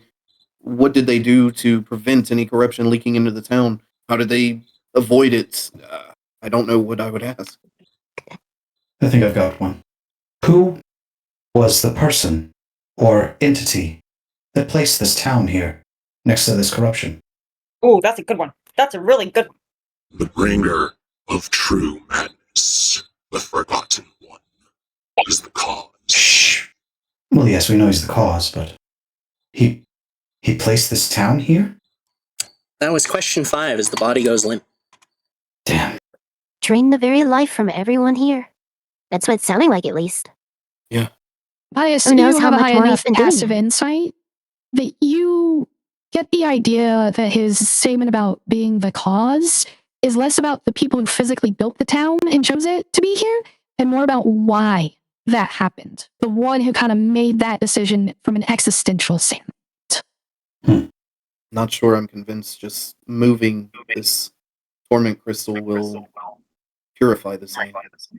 Yes, it may be too far gone now, if it's been here that long. There's got to be some way. Oh, come on now, you guys. Everything can be recovered. Just a little Yes, bit of hope. I Just a agree. little hope, that's all it takes. I agree, Twilight, but it's Thank going you. to take quite some time to do that, and I feel like at least. And I don't think we have that much time. Oh, we got a lot of time. We have plenty of Time is all the essence. It's just time. It's part of clearing out the high road. Come on, guys. Let's do this. Yeah. No, I agree. This is something we should spend an extra amount of time on. This is important. It for one really reason or is. another. But that begs the question of where do we go from here? We can try to move this torment crystal. We can look into the dragon. Maybe we should head back to camp and just spend an evening thinking about the options we might have. Well, I mean, Yeah. I do have the cantrip where I can actually mold earth. So And I as have my far paint. as far as known locations, you have these 4 buildings that are right here. They're clearly not residential. You haven't actually fully searched the coroner's office. And there's still the mayor's house and the 2nd judicial building. Oh, you know what? Yeah, I do want to actually go and search the building with the knight in shining armor. Or the armor one. Care if I do that? No problem with me. You can do whatever you want, Twilight. Thank you. Within reason. We shouldn't go anywhere alone. We don't know what other corruption Wait, might why be not? waiting for us. I go everywhere alone. No, you don't. I'm a lonely loner. But Then he's why have you about been Trey traveling Fitty. with us? Get the fuck. Sorry. And he's healed already. No, wait. Yeah, he's what was healed that? already. What was that spell called? True Just want to make polymorph. sure. Nope. Much better. Disintegrate. Oh, come on, guys. Finger guns. Yeah, I he is mean, not look, there. if you want to go alone, that's fine. I just don't think any of us should be. But if you You're want a to come, grunt. you're more than welcome to come. It's not about going together. Well, it's not about if we want. What Wrath is trying to say is this place is extremely dangerous by ourselves. So if we all stick together and search together and we run into trouble, we can just deal with it. Oh, okay, well, come on, let's go. When I grab your hand. Don't. Don't? Okay. Do not. Jesus, what do you want me to do? You say, come, we gotta do this together, and then I tried doing this together, and now you're telling me don't. Just don't grab my hand. Sorry. You want me to grab your ass? I'm going to grab your skull and crack it like a mug. No. Come on now. I'll go with her. If you two want to head back to camp. Yeah. No, it's You two want fine. We can come. There's no issue. Okay, we're gonna do this together? All four of us. Sure. All right. So the only thing that I missed in all of that was where you're going. We are going to the Knight in Shining armor. The armor in the window. Oh, the sign. Just the house that's like, the building that's like right here with the sign with the armor silhouette. Yeah.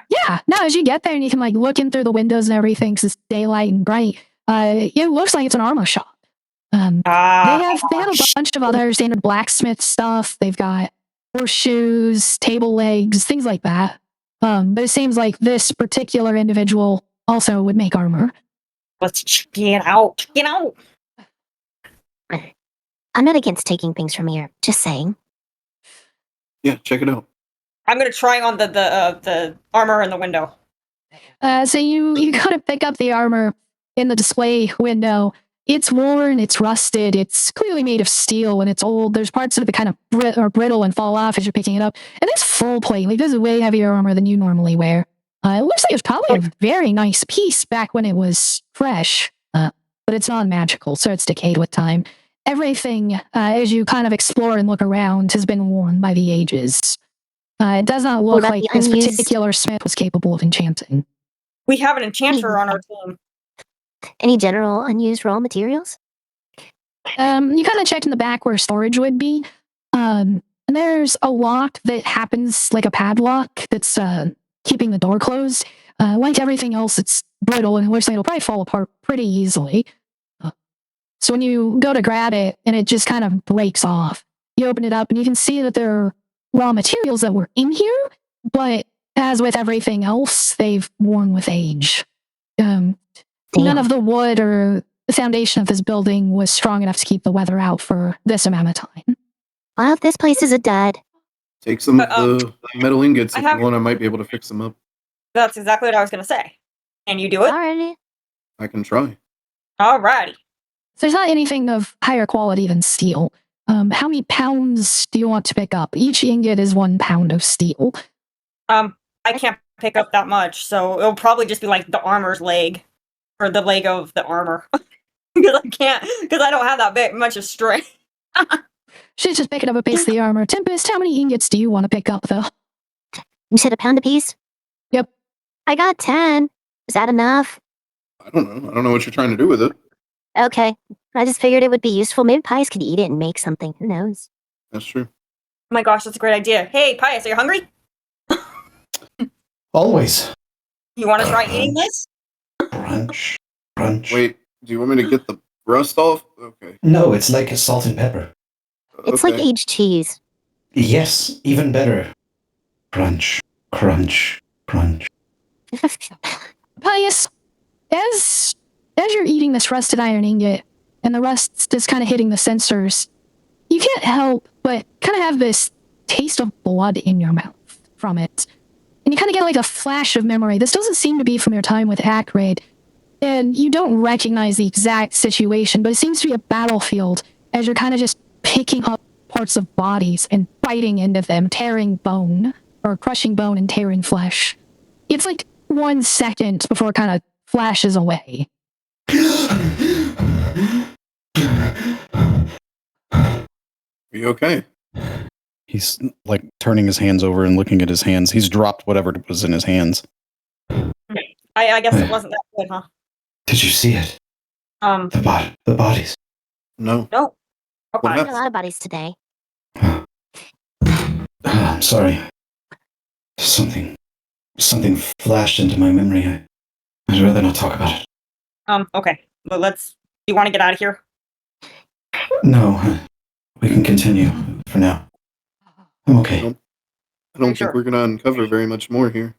Well, I meant, elsewhere from this building. Yeah, you've gone to the armorer. There's still the mortuary and then those other 3 buildings. The one with a hammer anvil, the one with like a ham and a folded blanket, and then the one with a 2x4 being sawed with a handsaw. Appears to be some kind of trade district. Where are we going? I don't know. Was there somewhere y'all wanted to look? We should probably check everywhere. Okay, let's check everywhere. Chances are the quality of everything is shot. Yes, but we're probably going to be looking for more information. Maybe travelers came through and there's some kind of purchase ledger or something. Reth, would you mind holding on to these ingots for me? Of course. I don't think I want to eat them anymore.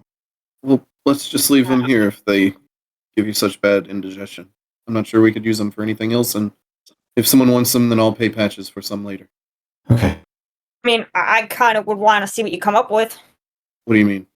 Like, see what you can mold them into. I mean, I'm sure eventually metal. flowers. The do with statement meant like repairing them, not making something out of them. Oh, yeah. Repair them. Sorry. I mean, I think I could mend them a little bit, but again, if it's just steel ingots, I'll gladly pay for some so that we don't have to take some from this first place. Okay, it's up to you. If you don't feel like we should take anything, then let's not take anything. I'm not saying we can't take anything, but these are relatively easy to come by. Okay. There's nothing special about them other than this place. It gives bias indigestion. Not special. You're not wrong, but that's not something I want to continue. So No, I don't either. So Pius has walked out of the building by now. Yeah. As you move on and you go to explore those other few business buildings, it's a blacksmith. There's a couple weapons up on the wall for display, but it's like this one looks to be the primary blacksmith of the town. The other one looked more like a secondary. And then the one with the, 2x4, it's a carpenter. There are couches with tanned leather on them. There's a couple chairs, various pieces of furniture, again, all worn. And then the last one is a general store. And there seem to be, salted meats on the counter, not freeze dried, but like jerked meats and such that have rotted. And the smell is putrid and building up. And when you walk in to the general store, there is a body that you notice after you've walked in, not before. And it looks like it's trying to move as it kind of pulls itself like up onto the counter with one arm. It's missing its other arm, and the bottom part of its jaw is just gone. So whatever it's running through, you don't know, because it can't move properly to relive that experience.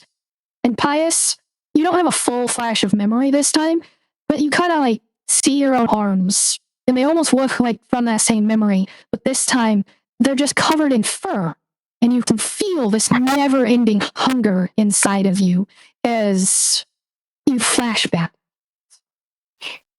Oh my god. what is it? Something's not right. We should get out of here then. What is happening to me? It's probably this place and that metal you ate. Why does it seem so familiar? Am I truly... Maybe I am living different lives. Oh my god. I need to lie down. Let's get out of the village before we do that. This isn't a place to take a rest. No, I know. I can't. I don't know if I Another can... night here would be bad. So, you want to leave the village. Are you like heading back towards the checkpoint, like the main entrance Highroad away from the village, or to head towards maybe that mountain range where Baziot is, because that is away from the village, or just kind of a random direction from the town? Currently, you're essentially on the east side of town, and the south side of town was where the checkpoint would be. Where's the lake? The lake is to the north and slightly west. Let's just get as close out of the town as we can, and we'll go around it to the lake. We'll meet up with the hermit and tell him what we found. Okay. Yes, I know. I know. I felt it too. Wrath is going to look over at Tempest and Twilight. Come on, let's go. Are you sure? You really think that's him? Pius. Yes. Yes. Wrath's going to look at you long and hard. We need to go. Yeah, I'm coming. And Starts slowly walking. Wrath is going to wait for Pius to pass, and he's going to take up the rear. All right. Takes you, about another 45 minutes or so. Pius is moving a little bit slower, distracted, so it takes you closer to an hour on this one.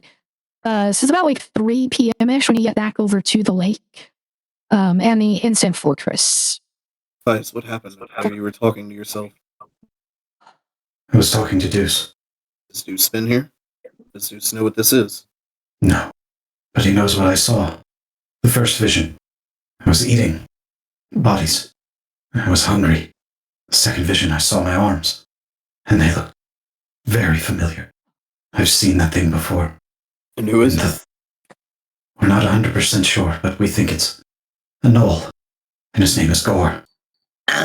For all the concern about Nogganeth, I'm kind of equally concerned about Gore. I don't remember a lot, but that's not a good thing. Do you think this Gore has something to do with this place? No. Gore was, or is, I'm not sure. A being from a different plane of existence. He has an insatiable hunger for flesh, and there's nothing that can stop him. That I've seen anyway, or heard about.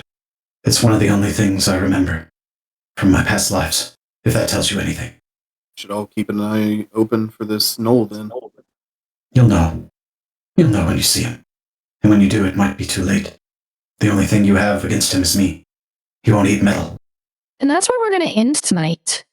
No! Oh, all right. We're going to go raid my buddy Mitch. We are still looking for that player, by the way. Mitch was my first pick. He has opted out. He does not feel he is experienced enough to join this table. I will respect that in every way, but he is an amazing person, so we're going to go show him some love. All right. As always, I love you. Bye-bye, Kubo. I love yous! Keys. That's kind of a compliment.